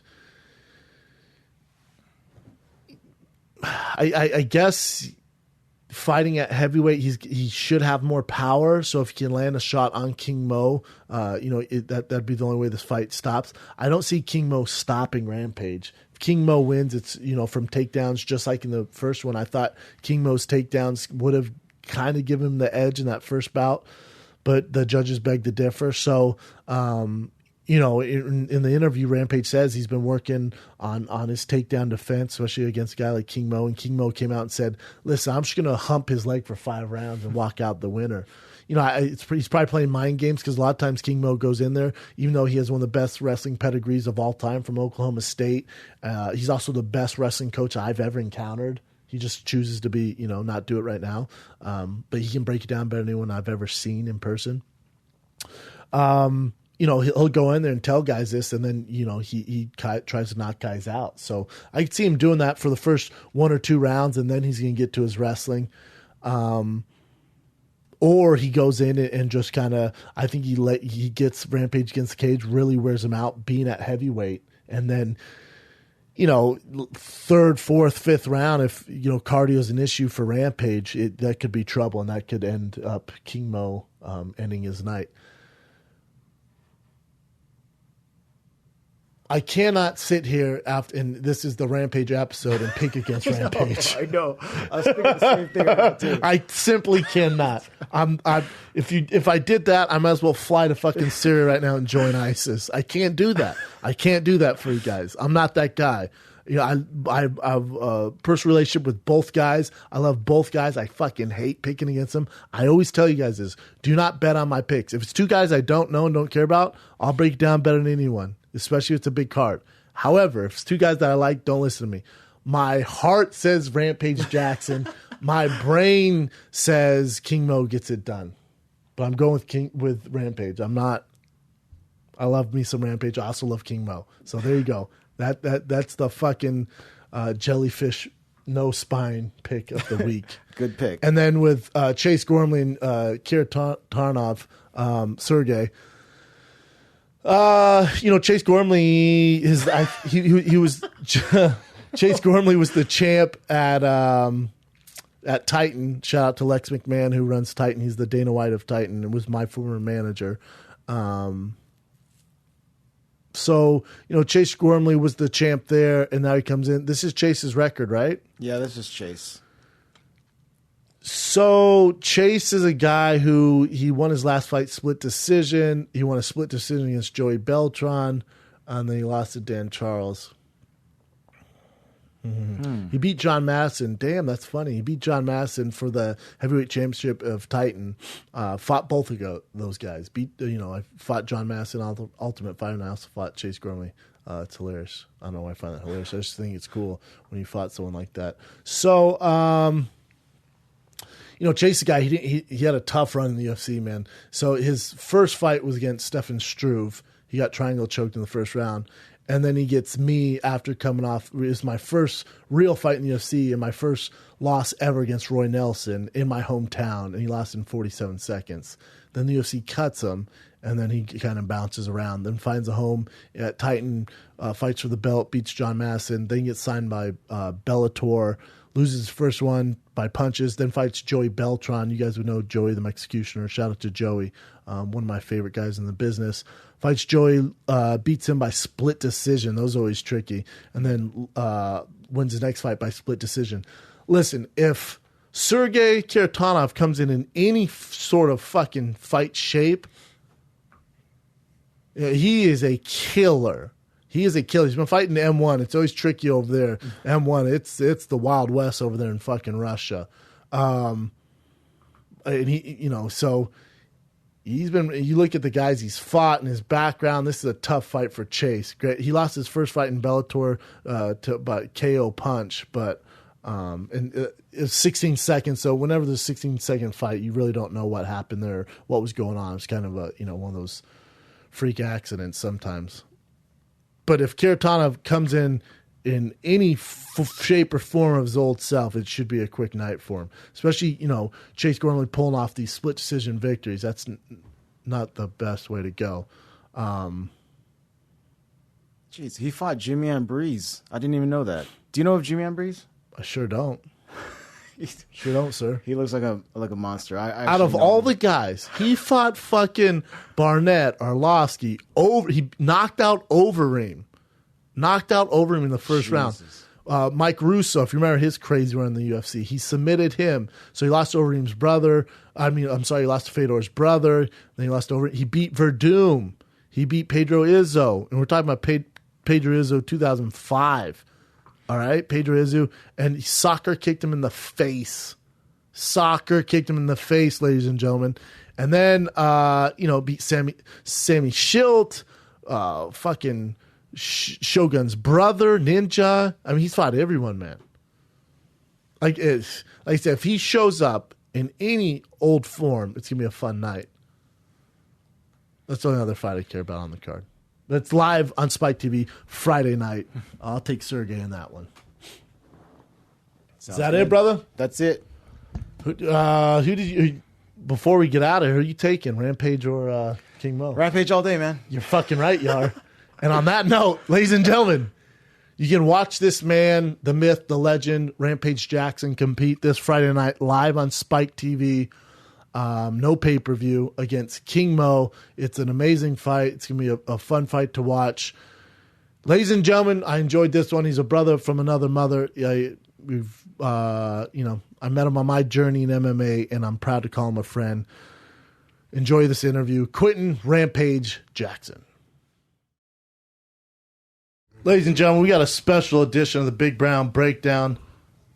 My brother from another mother. I haven't seen you in a while. I know it's been a while. It has been a while. Quentin Rampage Jackson up in this bitch. You've been all over, man. Yeah, I've been everywhere. Just making the rounds. Are you getting sick of it yet? In your career, I mean, you've probably done 1 million interviews. Yeah, I've done a lot of interviews. It's always the same. Like, I guess it's a little different now because there's podcasts. ESPN's getting into, Bellator, UFC. So it's a little different. But back in the day, the interviews were kind of all the same. I feel like it's a little different now. No, in America it's different. But I remember when I used to fight in Japan, I could pretty much recite the interview before it starts. And, they after like maybe a year of being there, they already knew that I was going to run the interview. It's like, first thing you do, you sit down like, how is your condition? How's your condition? How your condition? Every interview was all the same. All the same? I think that's why you kind of propelled yourself into the limelight, because obviously you can fight, you're knocking dudes out and all that. Sometimes. But also, like you were the guy where we wanted to listen to your interviews. Yeah. Like you were one of those first guys who you were entertaining. Like a lot of guys, the interviews, they're just it's whatever, it's not a big deal. But it is a big deal. I've been trying to say that, like, people didn't want to hear me. I used to try to say something, and sometimes the promoters, I'm not going to say it in their name. then they try to censor me and stuff like that. Don't say this, don't say that. Sometimes I was like, man, like now you got Conor McGregor going out there doing all this stuff, talking about money, all this stuff. I was doing all this stuff, and then I was told like, oh, you gotta stay away from this, you gotta stay away from that. Stop humping reporters and all this stuff. And I'm like, now I look back, I'm like, man, I was the first Conor McGregor. I was Conor McNigger. like, Conor McNigger. Call me Conor McNigger.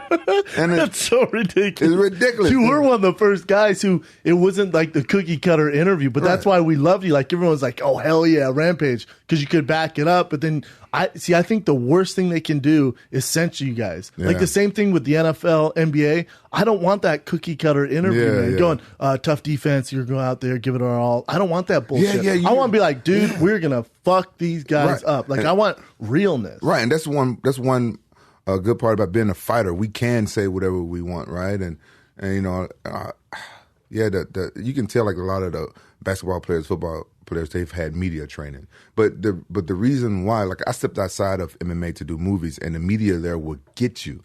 They will twist what you say. Like TMZ, I did some shit for TMZ, and now they post like, I hate my male fans.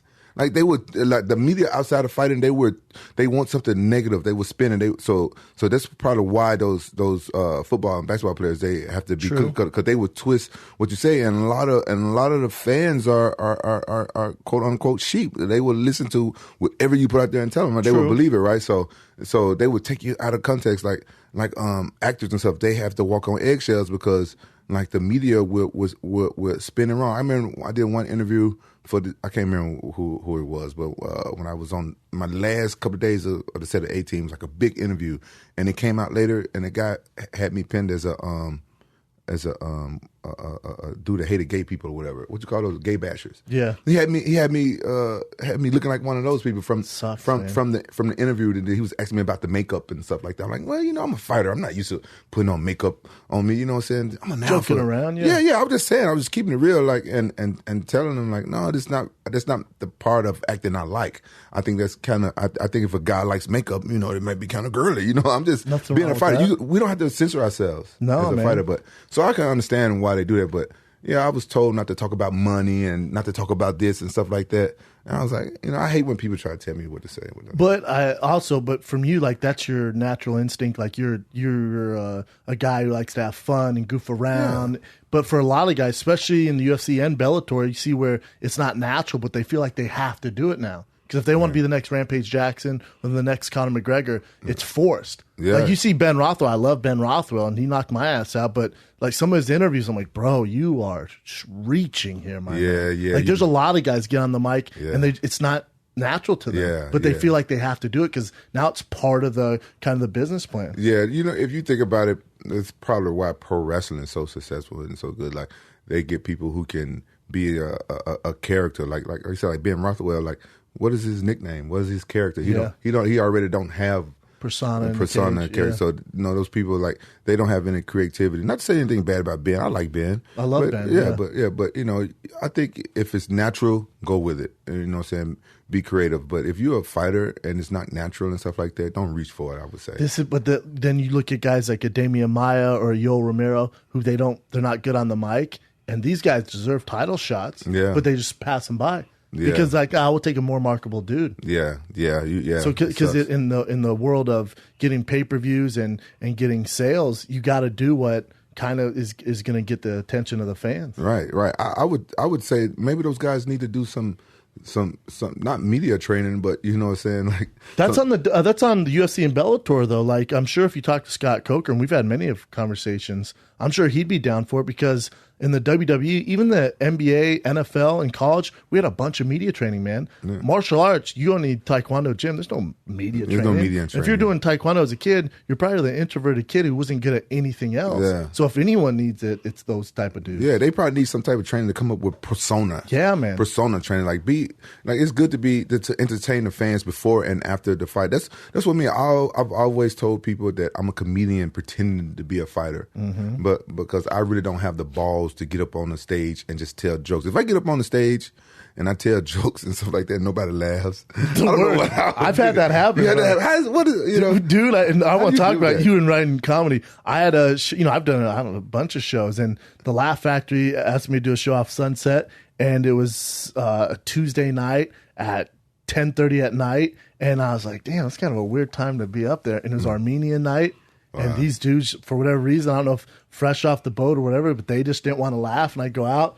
And then I put it together for Brendan Schaub, and no one clapped, nothing. I was like, damn, it's about to be a long night. So then that's when I think the fighter instinct kicks in. It's rough, and no one laughed. I'm like, you bitches going to listen to me get through this set for like 12 minutes. I don't give a fuck. Yeah. It's rough. It's rough, huh? By far the worst thing. That's my biggest fear. Like, what if I get up on stage and my jokes are stale? Because I've seen it happen.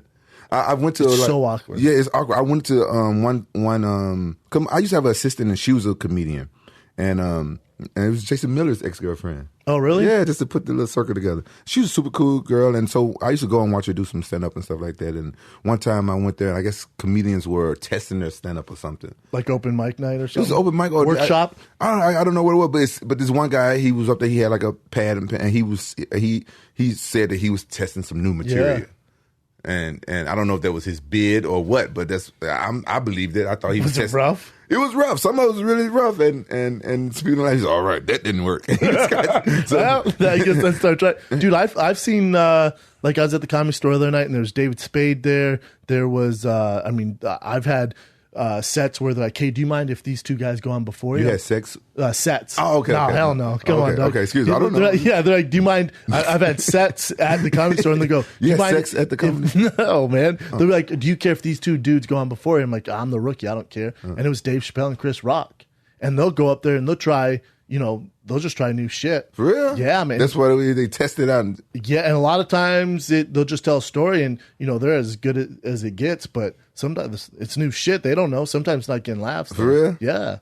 I think that's with anyone. But you actually write stand-up, because I read an interview, and you were saying that at night, if you can't sleep or something like that, and you're a silly guy. I've known you for a while. I mean, you're a funny dude, man. Yeah, I've written I've done it a couple of times. I've written some stuff. And the first time I wrote some stuff, I thought it was a bum stand-up. I'm not going to lie. I wrote it down with on paper and with pencil and stuff. Like, I have problems sleeping sometimes. And, if there's no video games around, I just write and I do that. So the next morning, when I finally went to sleep, I woke up and I couldn't read my damn handwriting. Why? I got the real junky handwriting. and I can't spell shit. My spelling, I misspelled everything. That's all good. That's not a sign of intelligence. Oh, I know. Yeah. Trust me, yeah. I know. Yeah. I'm trying to help you out. No, listen, I've been dealing with it my whole life. Don't let anyone call you stupid. I keep it. I've been dealing with it my whole life. Yeah. So I think I'm very intelligent, but I just didn't pay attention in school. Yeah. When I was a knucklehead. The other thing is how often do you spend writing? This day and age with with the phone. This was before they had the smartphones. When my first time doing it. But see, I think a mistake, not a mistake, but from my experience, and listen, I've been doing stand-up for about 30 minutes now, so take it for what it's worth. But I think when you try and write bits, it's a bad idea. When you try and write jokes, I think you should do stories. Like the way I got into it is, Brian and I have the Fire and the Kid podcast, and we decided to do a live podcast. I was like, dude, that sounds lame as fuck. Just two dudes like doing a podcast. He's like, no, we're gonna do a performance, because Brian's a beast of a comedian, ridiculous actor. He's like, we're gonna do a performance, man. We had all this stuff that we're gonna do, and he goes, but we're gonna start the show. You're just gonna go out and tell a story on your own for 10 minutes. Because I'm a good storyteller. I'm like, really? He goes, just like you do at dinner with me, Rogan, whoever. You're just gonna tell a story about fighting or whatever you want. I'm like, all right, cool. So I started telling stories. Then like a year later, we're in Chicago, 1,400 people, sold out Vic Theater. And I turn around and go, hey man, what do you think this story? Or he goes, oh, you mean your bit? And I go, bit? And he goes, Bubba, oh, I just told you a storytelling because I want you to shit your pants. You're doing stand up. And then since there, it just started. Wow, he just threw you. But it's literally everyone has their own knack, but really it's just storytelling, which you're good at. You could absolutely do it. I don't know. My memory is not that good. I'll tell you one thing though. I remember I was thinking about going into doing some stand up years ago, right? And I said, if I ever do stand up, I want to use like a big film projector or something. And I can have pictures and slides there and tell stories and have the slides. That's what I do, brother. And I was going to do it. Then years later, I saw Mike Tyson doing it when he did it. I'm like, oh, no, it's different though. It's different because Mike's had someone write that for him, and it was it's good. Did you see his show? I saw a little bit of it. It was good, but you're a more way dynamic storyteller, and your ups and downs. Like, who knows? Everyone knows Mike Tyson's story, but I legitimately think you could do it. And I just want to say I'm a hater too. Like, I don't want any other ex-fighter, especially someone more famous than me, getting into this. I sure as fuck think you could do it. Oh, cool, man. I appreciate that. It's not my thing. I like playing video games. I like to entertain like people like that. I stream on Twitch. Have you heard of that? I've heard of Twitch. I didn't realize how big of a deal it is. Oh, it's a big deal, man. It's a huge deal. It's a lot of people on there doing big things. So you just play video games and people. It's like almost like a chat room, but it's kind of okay. Yeah, exactly. It's like a podcast or whatever, but they can chat to you like right now. We can do this on Twitch, but we can have somebody read the comments to us, and we can talk to them right away. So almost like Periscope Jack their swag, because that's what Periscope is. Yeah. You're playing video games? You're playing video games. So people watch you play video games? They watch me play video games, and they can talk to you. I used to hate watching my friends play video games. Yeah, man, it's a big thing. And I play with some of my subscribers. Really? Yeah. And you can make money off that too, Yeah, right? a lot of people making big money off it. I know some people making 30 to 60 grand a month.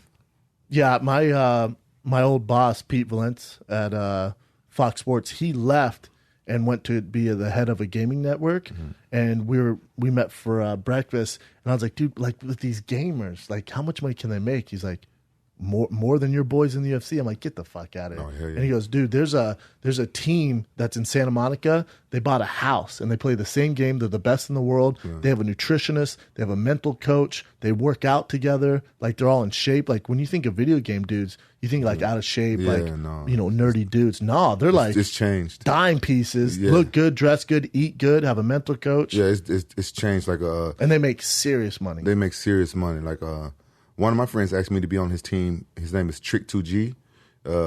He's a big streamer. He asked me to be on his team, and I'm not a pro gamer. I'm not really good at games or nothing like that. I'm right below average, but I enjoy having fun, and I play.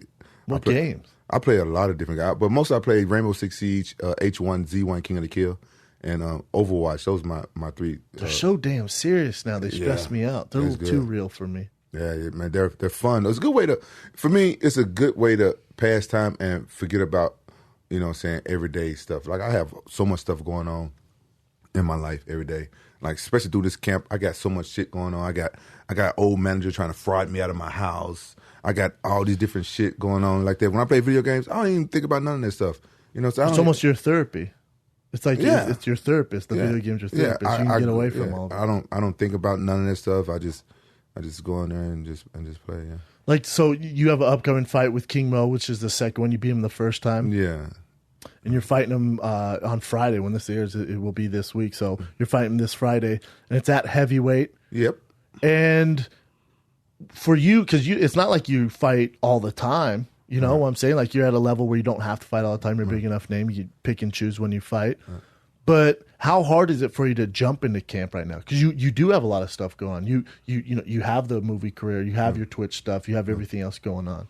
Well, like, you don't have to fight, right? No, I don't have to fight. I still enjoy it. I figure like why not fight while I still can? Because I've talked to like different fighters that retire, like Horace Gracie and a lot of guys that retire. Like you miss it once you retire. Have you missed it yet? No, not once. Yeah, see, no, I'm thriving. Thriving. Yeah, some people they just miss different, man. Yeah. Some people, but you came from football first, then fighting. Mm-hmm. See, fighting was my thing. It's in your blood. Yeah, I was always a fighter. You're also a legend, though, Rampage. You know what I'm saying? Like, I think legends, it's just something in them where they're always going to miss it. But, and I was saying this the other day on the podcast, because you see guys like Matt Hughes, Horace Gracie, these other dudes who they miss it. They always want to fight. They don't have anything else going on. What else do they have going on? If you're just sitting around, you're like, damn, I miss fighting, because you don't have energy to focus on anything else, because you don't have any shit else going on. I feel like if you're like, I want to stop fighting right now, and I'm not saying you should, you're still an absolute monster, and I think that's why I want to get into. I think you'd be heavyweight champion of the world of Bellator, but if you decide to stop, I feel like you have so much else going on. Yeah, I think like acting, whatever. Yeah, it's a couple things I do want to do that I want to focus on. One thing I want to do is I want to open up a specialty arcade. I really like arcades. I miss them. Old school arcade. Old school. I used to love those. Yeah, I want to open up something like that. And that way, it's tough though with the new games. The graphics are so much better. Yeah, it's the arcades. I went to Dave and Buster's the other day with my girl. Some bullshit. Yeah, that's why I'm saying I think that we kind of lacking in like the certain games in arcade. There's there's no arcades with the games that we miss. Yeah, like some of these Dave and Buster's. I like Dave and Buster's for what they are, but I just wish they had more fighting games in Me there, too, more man. different stuff. And they said those fighting games don't make money. And then I want to like with Netflix out now, I want to create a series for Netflix. So it's type of stuff that I like to watch. I think it's some great stuff on Netflix, but I want to figure out how to make a series. I don't got to act in or nothing like that. I just want to. You want to produce it? I want to produce A something. series on what? No, different things. I have this one story that I think I can talk about it. I had this one story about this one scientist kid. He's like a Bruce Lee, but he's a genius. Yeah. And I'm saying he I don't want to give it away too much. You want to do like a docuseries, like a mini docuseries? No, it's just like action. Oh, word. Like action. Oh, gotcha. Yeah, I want to make some cool stuff. Yeah, like, produce it. Yeah, because it's not out there. I want to see it. Would you rather produce than star in it? Yeah, I would. Do you enjoy starring in the movies? I like acting if I can be a big kid. If I can do like action stuff, if I can shoot It's people. not serious. Yeah, no. If I can shoot people, car chases and stuff like that, then yeah, I want to do it. But if it got to be like, I turned down so many roles because it ain't for me. Like I don't want to. If it ain't fun, like no, I don't. Do you meet with an acting coach, or do you go to acting class? No, I have an acting coach sometimes and come and come to my house and work with me. Because I don't think people realize how tough acting is. Like Yeah. like your role on the A-Team, it's not like you just showed up, shaved that shit in your head, and then put the suit on, went to town. It's a lot of work. Yeah, I had a friend was my acting coach for that. My former manager, like entertainment manager, hooked me up with this guy. He just coached me on how to act. Then when I got the role, I figured out I made B.A. Baraka's a split between me and my dad. Yeah, like, that was his. You found that. Yeah, I found that, and then I didn't have to act. Yeah, I it's didn't- just an exaggerated version of yourself, something that was in you. Yeah, it was just me, like he was me and my dad put together. But you have to work on that. That's Yeah, what you people gotta- don't understand. yeah, Like, you you just gotta- don't walk on a set and he's killing it. Like it is a beast, man. Yeah, I think some people are natural act. Like my daughter, like she's a natural actor. Like she acts all the time, and she tries to, how little girls are, try to manipulate the dad and do all this stuff. And then she's doing some stuff in her school. I'm like she never had acting training, and she was going over her lines and stuff. We were like, wow, this girl just. Some people just naturally. Some are, and there's some like Rob Riggle, Michael Rappaport. The list goes on. Some of them you'll go, oh, did you have acting coach or class? Like, no, man, I started doing it. Yeah, like, damn, just naturally gifted. Some people are just naturally gifted, like especially those child stars. For sure. Their parents like probably forced them into it, but they probably saw something in them. Like my daughter, like I saw that. Then if I was one of those crazy parents and stuff like that, I would like go force my daughter into it. But then you kind of see a lot of child stars. I feel like that's a bad idea. It's a bad idea. You see those child stars. Name one kid you knew who grew up in entertainment that's awesome to be around right now. Macaulay Culkin. Have you seen him lately? Sad. The Home Alone kid. What'd you think happened to him? Like I know drugs, just fame. I know drugs, fame, money. Fame can rot you. Fame can really fuck you up. But his parents screwed him. So how there's the Macaulay Culkin act now where like so my girl, she's big in like Spanish TV stuff like that, and so they needed a baby. So I have a 13-month-old son, and so they put him in the commercial, and he got a check, like a decent sized check. I was like, oh, we going Sizzler. Like this little dude's making money. Yeah. I'm just gonna keep freaking whoring this little dude out. Yeah. I can't touch the money. Not that I need it. That's a joke. But Macaulay Culkin act, it goes straight to his bank account, and I think he keeps like 85%. And then the parents can get 15% if they want. But it's because Macaulay Culkin parents are like, don't worry, dude, we got you. Spent all his fucking money. So when he turned 18, that Home Alone money wasn't there. What? Yeah. Is he broke?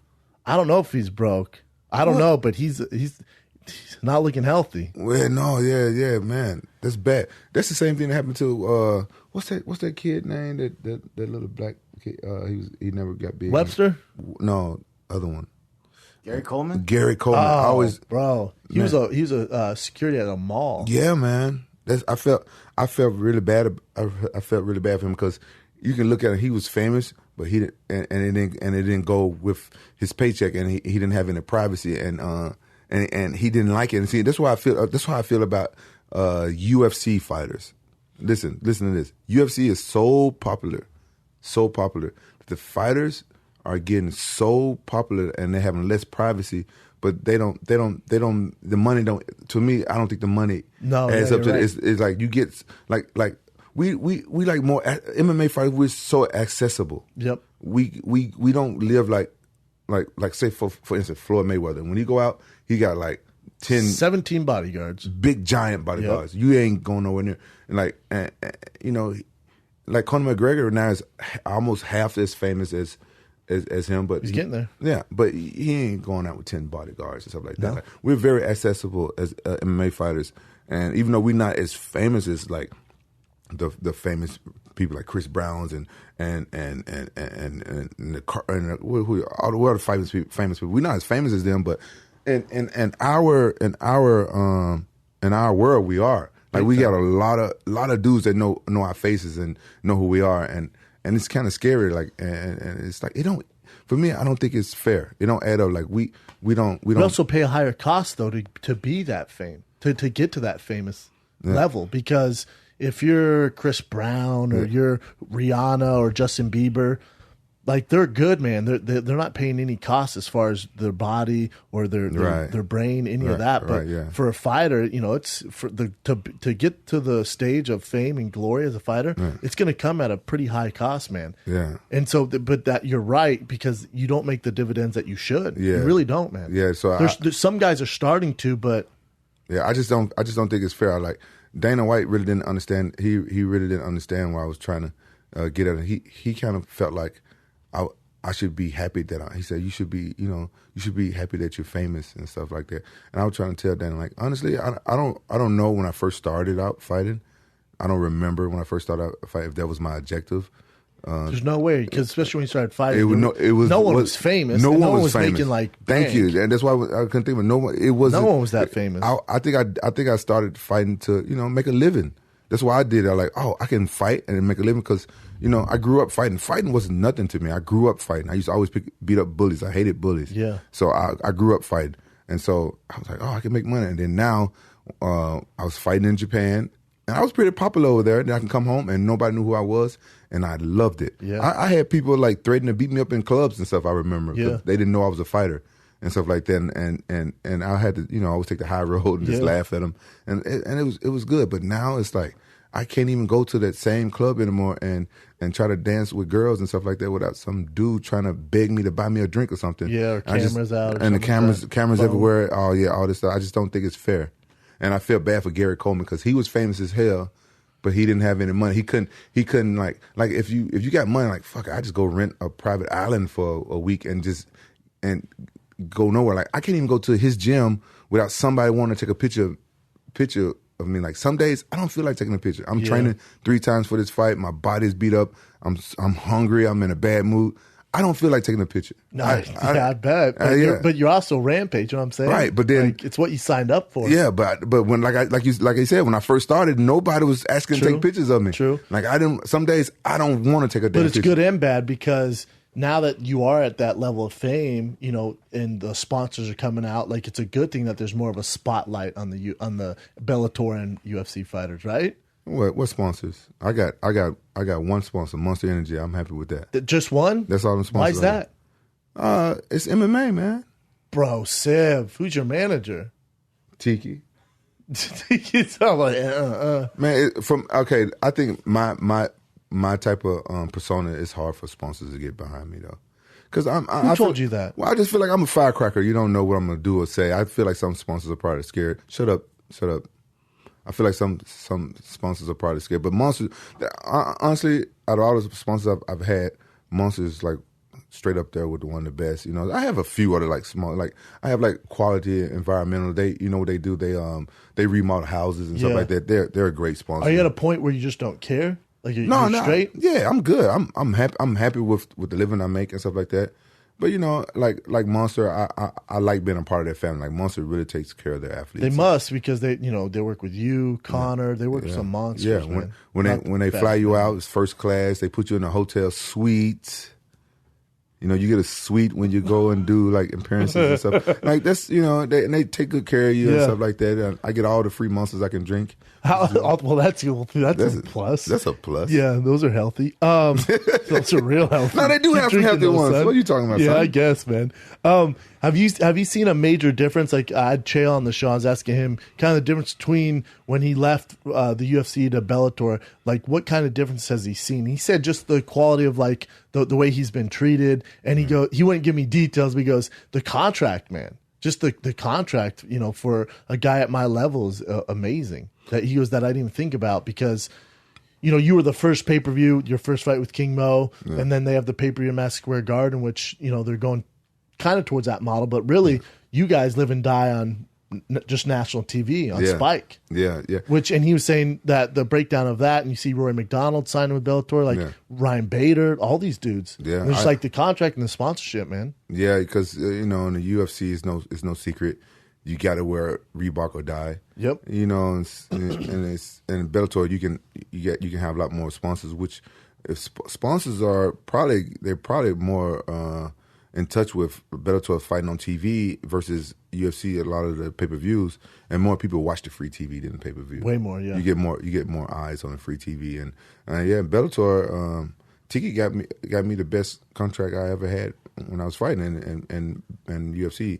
Nobody's making pay-per-view money anymore besides Ronda and Conor. And Conor. And Brock, but Ronda and Brock are out, so really you got Conor. Yeah, so like my pay-per-view numbers wasn't doing very well after a while anyway because they were doing so many pay-per-views. Yours were pretty good though. Like the Rashad fight was huge. You had some big fights, man. Yeah, they was doing good, but then later on, they wasn't doing. They saturate. They was doing good. They started doing a lot of pay-per-views, and my pay-per-view numbers wasn't doing really good. So now I don't have to worry about pay-per-view numbers. I'm happy with my pay over in Bellator. Do you get excited when you see Bellator signing guys like Fedor and Wanderlei and Chael and all these guys? Yeah, that's really good. That's really good for Bellator. But am I a Bellator fighter? Like I don't care one way or another what Bellator does.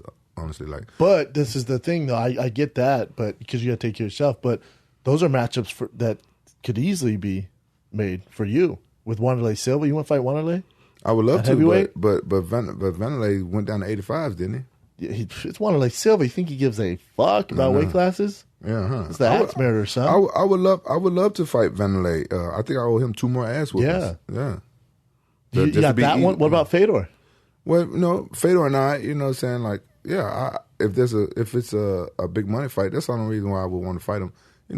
Fedor is like he's honestly my favorite fighter. Yeah, and we both come from Pride, and yeah. Even though I don't speak a lick of Russian and he don't speak English, me and him always had a great relationship. There's a mutual respect. Yeah, it's mutual, but my job is to fight. So I would fight anybody. Yeah, it's not like it's your best friend. Right. It's not my best friend. I fought friends before. I fought Kevin Randeman. And me and him was good friends. Yeah. And Dan Henson and I used to be friends before we fought. Yep. I used to help him train for his fights and stuff sometimes. And, it's not a big deal. I would respectfully fight Fedor if, that was my job. But am I going out calling Fedor out? No. I think that's very disrespectful. What type of fighter I am. I'm a different breed of a fighter. I still fight with honor. Yeah. I still believe in all the honor and stuff. But you're still outspoken.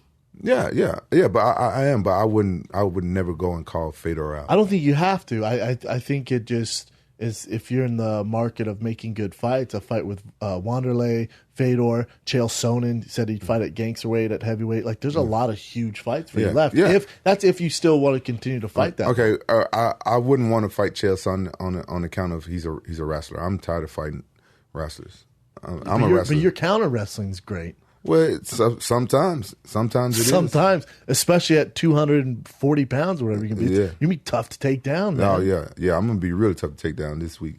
King Mo's about to find out? Oh, he's going to find out the hard way. Well, he said I'm gonna hump your leg for 5 rounds. Yeah. That's what he said. That's what he's saying. He said, Rampage, get ready, I'm going to hump your leg for 5 rounds, which is hilarious. Yeah, and we just found out that him and Jason Ellis used to have like a really close relationship. So how do you see this fight going different? Because last time, right, it was a close fight. Yeah, it was Mo still thinks he won that fight. I know, which is crazy. It's like, crazy. No, I get that, but I think Mo think he won that fight because he wasn't sleeping at the end. Yeah, he did a lot better than he did. He surprised me. He did a lot better than I thought he was going to do. I didn't think he was going to take me down that much. Yeah. So I think this fight. I know exactly where I've been making my mistakes in my past fights with wrestlers. I know exactly where I've been making mistakes, and I got this one thing that I'm going to try, and I'm going to do it, and I'm gonna see see if I'm right. If that's where I've been making mistakes with wrestlers. Is this the most serious you've been in a camp? Yeah, I haven't been as motivated in years. Tigi's nodding his head going, yes. Yeah, I've been King Mo motivated me a lot with those damn fat memes. Really? Oh, yeah. Just making fun of your weight? Yeah. That worked on you? Yeah. It motivated the shit out of me. He got you. Yeah, he motivated me. It didn't piss me. I just because he got a big mouth, and that's why I was so mad that's why I wanted to knock him out. Whenever somebody got mouthed off to me, something like that, like him, Rashad or something like that, isn't that what if I lose or win? I just mad that I don't knock him out. Yeah, you get real mad. I get mad. I just really want to knock him out and put him to sleep and shut him up. Yeah. So with this fight, it's not pay-per-view. Is there any way, it'd be crazy, I don't want to look past this fight. What's the chances, let's say it goes perfect world, first round, you don't get touched. He goes to take you down, you stop takedown, knock his head off to the moon in Illinois there. And then is there any chance you would find Madison Square Garden card, which I think is going to be the biggest Bellator pay-per-view of all time? I think it's some stuff that you really don't know about my contract. That's probably virtually impossible. Really? That's probably impossible for me to. No matter if I go out there and spit on King Mo and knock him out with my dragon breath in 30 seconds. It'd probably be with my contract. It'd probably be impossible for me to fight in New York. But you know, like a lot of people say, "Oh, I want to fight," Madison Square Garden. It's me. I'm the type of guy like. You've been all over, man. Yeah, I would rather go back and fight in Saitama Super Arena. Yes, I miss fighting in Japan. That's that in my idea. That's where I would like to end my career. Like I started my career in Japan. I would like to end my career in Japan. How so? Like Bellator doing one over there, or a Japanese promotion, Ryzen or something like that. Because Ryzen's, they're in cahoots with Bellator. They're growing guys. I just don't know if they can afford me. I just don't know if Ryzen can afford me. You'd be surprised if they had Fedor and Wanderlei and these other dudes and Shane Carwin and they're throwing around some money, especially for Rampage Jackson in Japan. You think so? Yeah, I'll talk to them for you. Yeah, talk to them for me. Why do you love fighting over there so much? Just the respect or what? I love the Japanese fans. They're the best. They're the best fans on the planet. Just because they're so respectful? They're so respectful, and they're my type of people. They're really respectful. Like it's really hard for me to explain it because people just don't understand what type of person I am. Like I respect that that people are not alike, and I wish fans will understand that I'm not like everybody else. And Japanese people, they get it. They're very respectful. I'm from the South, and I'm really high on manners and respect and stuff like that. Whether people know that about me or not, it's out there. Like I hate rude people. Hate is a strong word. I get more pissed off by somebody being rude to me than by somebody being racist to me. I really hate rude people. Like if you step on my foot and you don't say sorry, you don't say excuse me or something like that. Is it more of a disrespect thing? Oh yeah, I take that as a slap in the face. But Japanese fans, like if I'm in Japan and I'm talking to someone or I'm with my kids or I'm with somebody, they will have the most respect. They will wait till I get done talking, or if I'm with my kids, they will just be in the background, nodded and let me know that they're waiting. Polite. They're very polite. But America, they don't give a fuck. No, you ever hear the story of Brock Lesnar? He had his kid in his hand. Someone's like, Brock, and grabs his other hand, and I guess Brock went 0 to 100 on some dude. Yeah, man. It was tough for him not to twist the dude's head off. Yeah, man. Here I just think, people freak out and they see they see Rampage, see Brock, and they just, I don't know, they're so antsy. They don't know how to act, I guess. I know. It's weird. It's really weird to me, and I put myself in like my shoes. Like if I've seen my favorite celebrities and stuff before when I was a kid, I didn't act like that. I didn't either. You know what I'm saying? I just saw it the other day. I was at the movies for my birthday, and I get out and I'm waiting for my girl in the bathroom, and I'm taking a piss. And I look next to me. It's Adam Sandler, who's like my childhood hero. And I was like, God damn, that's Adam Sandler, son. I didn't freak out. I played it cool, put my dick back in my pants, washed my hands, then went outside, and he was there with his family. I wasn't even going to bother him because with his family. And then I just looked over, and then he was like, what's up, man? And we just had a conversation. But yeah, he's cool as hell. He came to one of my fights because I'm friends with Kevin James. And him and Kevin are super close. Yeah, and they came in the locker room, and yeah, he's cool, and that's how you're supposed to react. You know what I'm saying? I've taken a piss before, and I had to go in the stall, and this dude was over the damn stall trying to take a picture of my pee-pee. Really? Trying to get in the hog shot? He trying to get the hog shot. Then one time I was pissing one dude. I was pissing. I had my You good? I had my dick in my hand, and dude was like, can I shake your hand? Like while I'm pissing, I'm like, dude, you want to shake my dick too? What the fuck? What the fuck is that? I just can't take it. Dude, I had one of my close friends is Tim Tebow. And we were at a restaurant, and there was like, you're talking about mayhem when he's out, man. I mean, people everywhere. Yeah. And we both had to go to the bathroom. We both had to piss bad. And I go into the bathroom. He goes into like the other, where people take a shit at. He goes in that stall. And I see some dude creeping over, same thing, trying to get a dick pic. Yeah, man. I had to yank this dude down, spike his phone on the ground. Hell yeah, man. People are weird. Like you what are you going to do with that? He probably was going to go home or sell it. Yeah, and masturbate to it or... CJ, is that something that you would do? If you got, that's all you would do. Like, you never know. People are weird, and I just like the energy in Japan. Like, when I fought Ryan Bader, that was my last fight in Japan. I was injured for that fight, and I thought, you always think that even though you're injured, you still can win. Pull it out, yeah. I still thought like, this is where I can win this fight. But I haven't slammed anybody in years in a fight, and I was in front of the Japanese fans, and they gave me energy to pull off a slam on a great wrestler. Yeah. And huge slam. Yeah, and I was like, it gave me energy, and I wanted to end the fight with the slam, and it just gave me energy that I didn't have. Like when you get injured and you fight and injured, you still have like that negative in the back of your head. You think you can win, but then there's something. You're always thinking about it. You go back to it, maybe. Yeah, you think that it could slow you down, and you could lose a fight. But like the Japanese people, they just gave me so much energy. I thought I could win, but in the back of my mind, I knew like, I should have there's no way I should have been in here fighting. But you wouldn't pass up the opportunity to fight in Japan and all that. And is that where you slammed Ricardo Arona too? Yeah, that was on my 26th birthday. Dog. If you haven't seen that slam, fucking step your game up. Yeah. I was a young man back then. That's my only time ever losing my temper in a pro fight. That's where you lost your temper? I never. What made you lose your temper? It's kind of like a long story.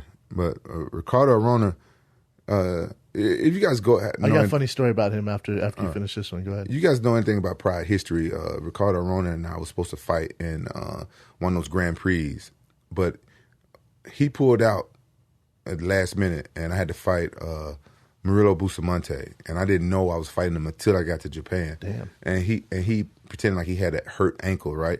But reality was, they were just trying to get Murilo Bustamante in Pride because UFC didn't want him no more. Cause I think he had beat Chuck, and they wanted to push Chuck a little bit or something like that. It was something crazy like that, and he was out of fighting for a while. You know what I'm saying?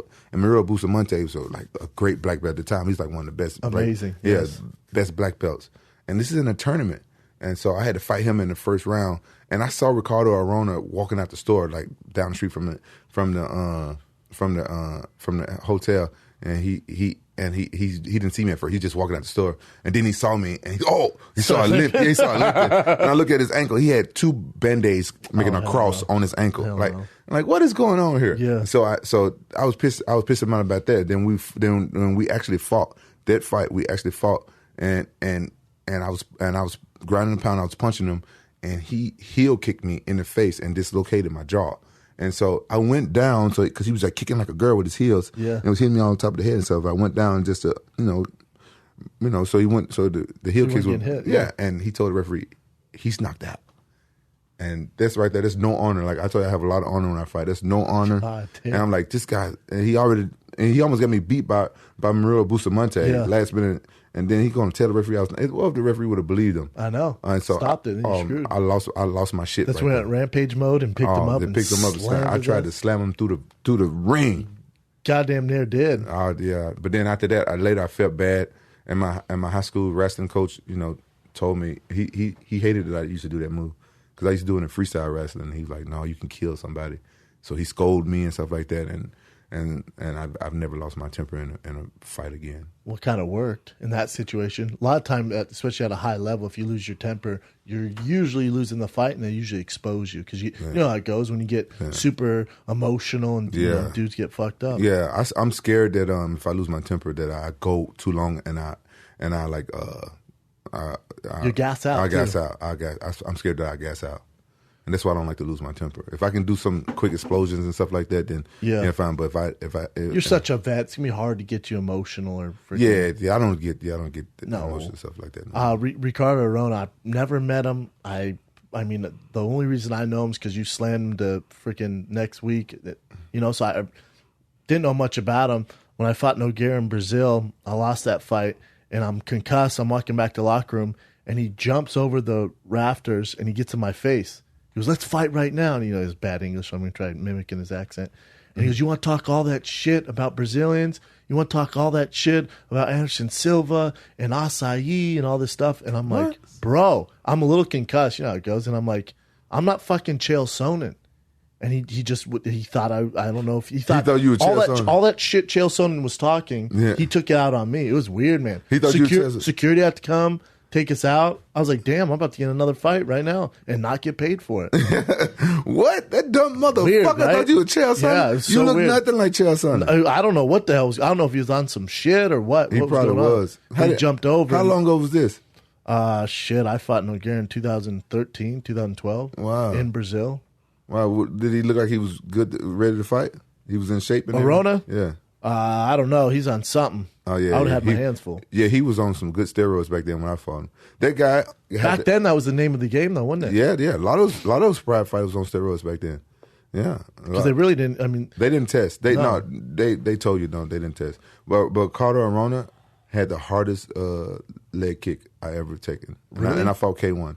Ricardo Arona, the hardest leg kick ever. You fought some monsters. Yeah, he had the best leg kick ever. That guy, he was a legit fighter, man. Yeah, if he would have landed one more leg kick on me, I probably would have showed the pain. Because you try to hide the pain. Hell yeah. You got to pretend like it don't hurt. I probably would have showed it and probably been.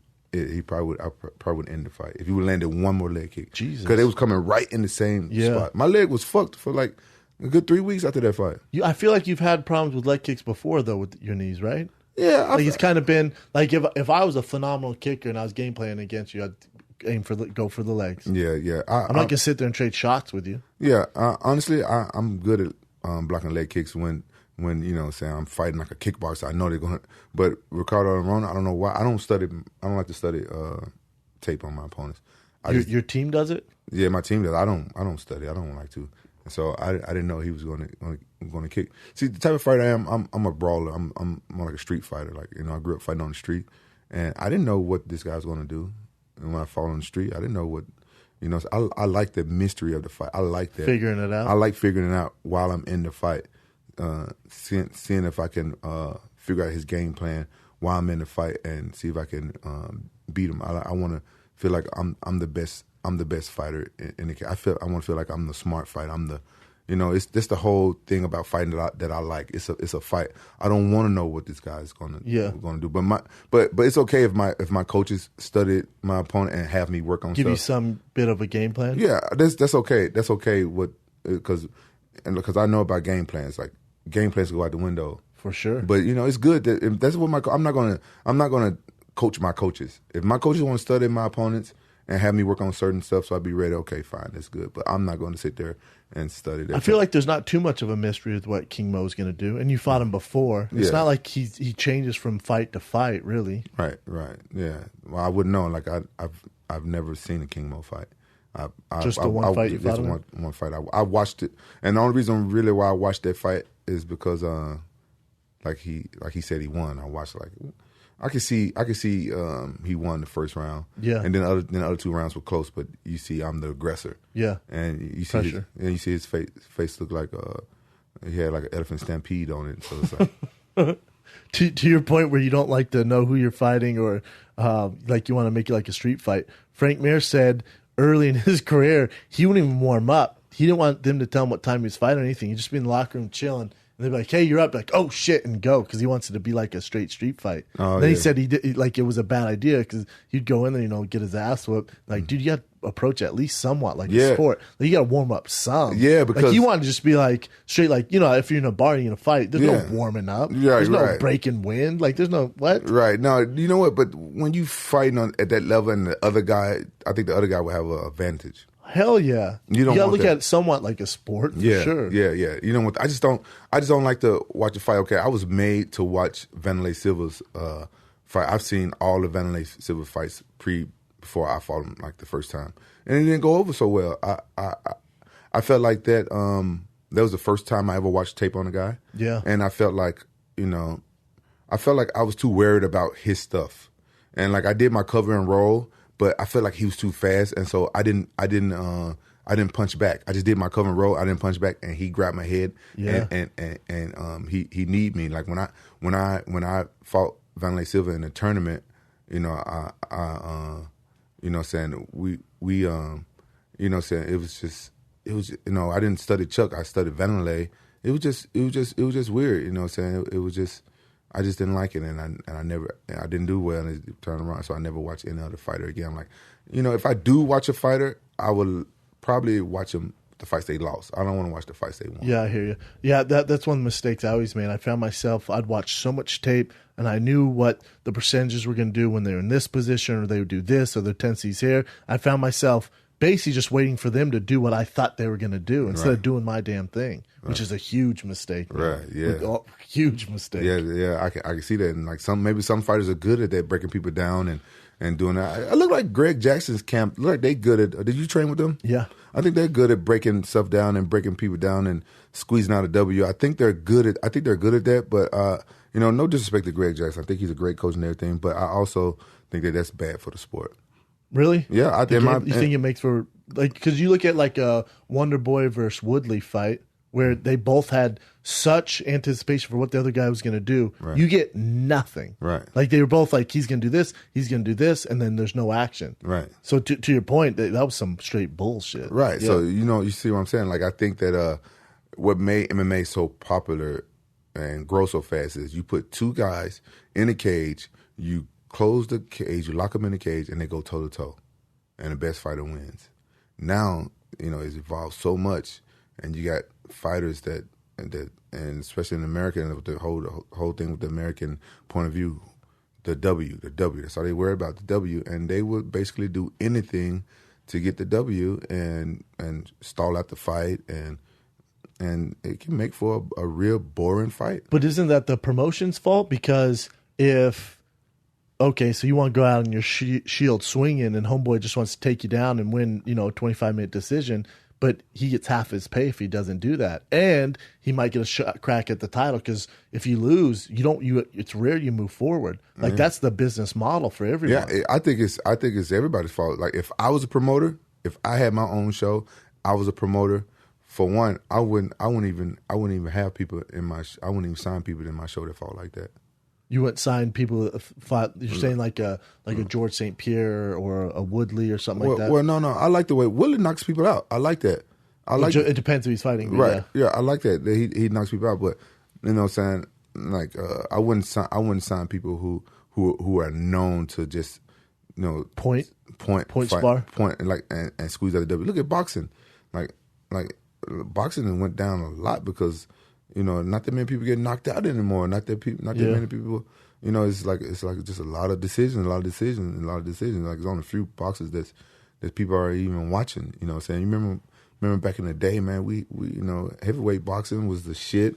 Now heavyweight boxing ain't the shit right now. I mean, there's some good prospects. You had Deontay Wilder and Klitschko and Anthony Joshua and those boys. It's good that you know that. I wouldn't even know that because I don't even watch it anymore because it's like you got sick of watching. I got sick of watching it. And there's Triple G who knocks dudes out. It's getting there. Canelo. Yeah, Triple G. Yeah, it's coming back. Like you said, I know who Triple G is. Yeah. And I've never seen him fight, but I know who he is because people were talking about him that he'd knock people out. Yeah, but you would like him for sure. Yeah, look at kickboxing. They get a lot of knockouts, but I don't know why kickboxing is not that big. They don't tell their story. It's hard to invest in something that, you know, there's so much content out there. If you don't know who's fighting, you really don't care. Yeah, I guess that's probably. But they get a lot of knockouts and stuff like they probably need to spend some money and promote these guys. But you know, MMA is still exciting. It's just a dangerous game to play. You know what I'm saying? Like you're a phenomenal striker, your boxing, your roll, your signature, you know, how you can roll under punches, stuff like that. You have a granite chin, you can take down the fence, but you came up that way. A lot of guys can't play that game, you know what I'm saying? Because it usually doesn't end up working out for them. Yeah, I'm just saying, in my opinion, I have a short attention span. Like, I'm only a fan of certain fighters. And if I was a promoter and if this one fighter was like, beating everybody by decision, taking them down, and like fucking laying and praying. You're talking about John Fitch. The UFC did the same thing. Like, we're good, homie. He lost. He won a bunch. Like, we can't come to he lose. As soon as he lost one split decision, they're like, we're good. Yeah, and he was dominating. He was top at the time. He was top 4 in the division. Yeah. He lost one fight to like kick rocks. Yeah. That's it's hard to watch those fights, like people booing and stuff like that. It's tough. It's tough. Like you know, I would like to have a promotion where most of my fights are Bangladesh entertainment. At the end of the day, it's entertainment. Well, you mean you'd like to have Pride back in 2017? That's what you want. Yeah, that was good. Except for the steroids, I always been against fighters taking steroids. I see. Now that I'm out of the sport, I don't really give a shit. But I'm on the fence about it because those Pride fights, like some of those Wanderlei fights and Overeem, we're talking about Ubereem and Fedor, Krokop, just juice to the gills. You got Bob Sapp up in that bitch. It was basically like Mark McGwire, Sammy Sosa, the home run days. Like I loved baseball then. Watch baseball now. Everyone's all skinny and shit, getting bunts and singles. Yeah. I don't want to watch that. I see your thing, but I see your point. But as a fighter, like I fought guys that was on steroids, and I've never done steroids before in my life. I've done tests and I've been honest about it. Yeah, it was a doctor's prescription, and I was honest about it. You did like TRT or something? Yeah. A doctor prescribed it to me, and I took it, and I was honest about it, and I did it. And do you still do it or no? I don't see nothing. No, I don't see nothing wrong with it. But I think that it got a lot of negative. It got a lot of negative attention because a lot of sheep they don't know that it's something that your body produces. Well, they see TRT or testosterone. Steroids. Yeah, they don't realize that there's. They're idiots. They're idiots. So but I think that if you're doing steroids and it's illegal and stuff like that, I have a problem with that. But I enjoy beating up people who wrote it out. I enjoyed it. Like when I beat Arona, I enjoyed it. I beat out a roided guy. I enjoyed it. We could go through your list of guys you've beat and who are on steroids. Yeah. We could go through a whole list. I like to do that myself. Yeah. But you look at guys like, the only case where you look at a guy like Vitor Belfort, who when him on TRT was some shit. Might be the scariest dude in the world for a minute there, when he's just wheel kicking people in the face, knocking eyeballs out. Yeah. And then he gets off of it. He can barely go around. Got that dad bod. Got a little bit of flab hanging off the sides. Yeah, man. But if you give him on TRT, top 3 guy. Without TRT, that can't compete. Well, this is what I'm saying. Like, okay. Like, do you want to see him compete? Like, maybe we do a Masters League, like Bellator Masters, and it's just old dudes juiced to the gills. Dude, let the fighters take the TRT and get their levels where it's supposed to be. Yeah. You can't go over your levels. I don't think there's nothing wrong with TRT. But steroids, fuck steroids. But I don't think there's nothing. If a doctor can prescribe it to you, like I think you need it. I agree. Like I fought John Jones, and I lost to John Jones, a young kid, and I wasn't feeling right and stuff like that, and I got injured, he kicked my knee backwards and stuff like that. I'm like, oh fuck. And I go to the doctor, and he said, look, let me test your levels and see where you at. And he said, look, this is why you're not doing as well as you used to. You're older now. You've been fighting, and you're an athlete for so many years. Your levels are super low. Like either you should take TRT or you should retire. Yeah. And so the fans extended your career. It extended your career. My levels was in the low 100s. That's horrible. That's horrible. Just for you, to educate you guys out there if you have no idea, a typical male 18 to 36 or even 18 to 45 is usually, it's based on a scale from 300 to 1,000. Right. 300 to 1,000. So if you're at 100, it's awful. So your energy, the way you recover, everything. You gain weight. Everything. Everything. Can't get a hard on, nothing. Can't think clear. It affects everything. It affects everything. So, So, I don't see nothing wrong with it, but I think what the problem is, like, some people was abusing it and taking the levels over, like, 1,200 or something like that. And then, now that's fucked up. Yeah. Now that's fucked up, but... Yeah, I understand your point about you don't care, you rather what. But I only think it's not fair for the fighters who have honor like me that wouldn't take a performance enhancing drug. No, I feel, but to your point of TRT. So let's say, so you and King Mo are fighting for the second time this Friday, and we check King Mo's levels, and he's at 800, and then we check your levels, you're at 100, and I go, and a doctor legally goes, all right, we're going to get you to 800. You guys are going to be at the same level. You know what I'm saying? Or as long as you're in 300 to 1,000, I don't care where you're in that ballpark. You can take whatever you want, stay in that ballpark. Right. I think just because it extends your career, makes you feel better, which gives you a better product inside the cage. I think that's fair. Like fighters being on the level playing field and being fair. That's what I'm talking about. But like steroids, take it to a whole nother level. I think anything performance enhancing that not prescribed to you, something that you over the top that you don't need. I just think that's not fair. You know how you get rid of that though, Rampage? Is make it available to these guys the knowledge of a doctor who does do TRT, who educates these guys on their levels and stuff like that. Because if you take this, like you were saying, the unprescribed stuff, then you have some issues. Yes, and it's just I just don't think it's fair. Like I like to be a fighter who say like, you know what, I really beat this guy on his best day. I really beat this guy. I don't want that. Yeah, I don't want to say like, oh, I had to take steroids to beat this guy. You know what I'm saying? This it's a mental crutch for a lot of guys too. Yeah. You know, when they're on it, they have to get on it for whatever reason. Yeah. But Vitor been fighting for a long time. He's been fighting longer than me. 20 years. 20 years, and he's like a little bit older than me because he's been starting when he's 18. 19. 19, huh? Yeah. Yeah. So I think the guy testosterone levels probably low. You can tell by the way he looked last Everyone's time. Is though, like guys who played a lot of football, basketball, whatever. If you're working out all the time, your levels can be lower than most people. So let Vitor do testosterone. He shouldn't do. I remember when he was heavyweight. Yeah, I know he was on phenom. Wow, he had traps from started here. Yeah, crazy. Ran at Wanderlei Silva just fucking like a machine gun. Fucking crazy big, and that's not fair. Yeah, I agree, man. That's not fair. But yeah, let the kid do TRT, get his levels back up, and go out there.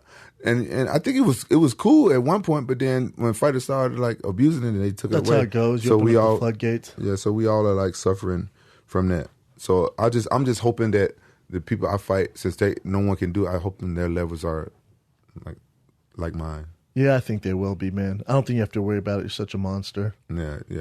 I think at the end of the day, like your mental toughness can conquer all. It seems to work for you, brother. I'm excited to watch you fight on Friday, and man, I always support you, man. You've been so great to me, man. Yeah, and he was always cool on the show and stuff like that. We worked together, like we didn't always like everybody over there, but you was always you and I cool. got along. Yeah, we got along always, man. Yeah. I always support you here, man. Excited to watch you fight. I'll be rooting for you, brother. Thanks, man. I appreciate that, man. Check Rampage out, King Mo 2 this Friday, pay-per-view. Not pay-per-view. Not pay-per-view. It's free, man. God damn, this one's free? It's free. Oh, I thought since the last one was pay-per-view, you guys are going to do this one pay-per-view. No. Christmas came early then, son. We wanted free on Spike TV this Friday. We wanted to be free. I want everybody to see this free ass whoop I'm going to give King Mo. I love it, man. Yeah. Well, we're rooting for you here, and thanks for stopping by, brother. No, thanks for having me. Rampage Jackson, everybody.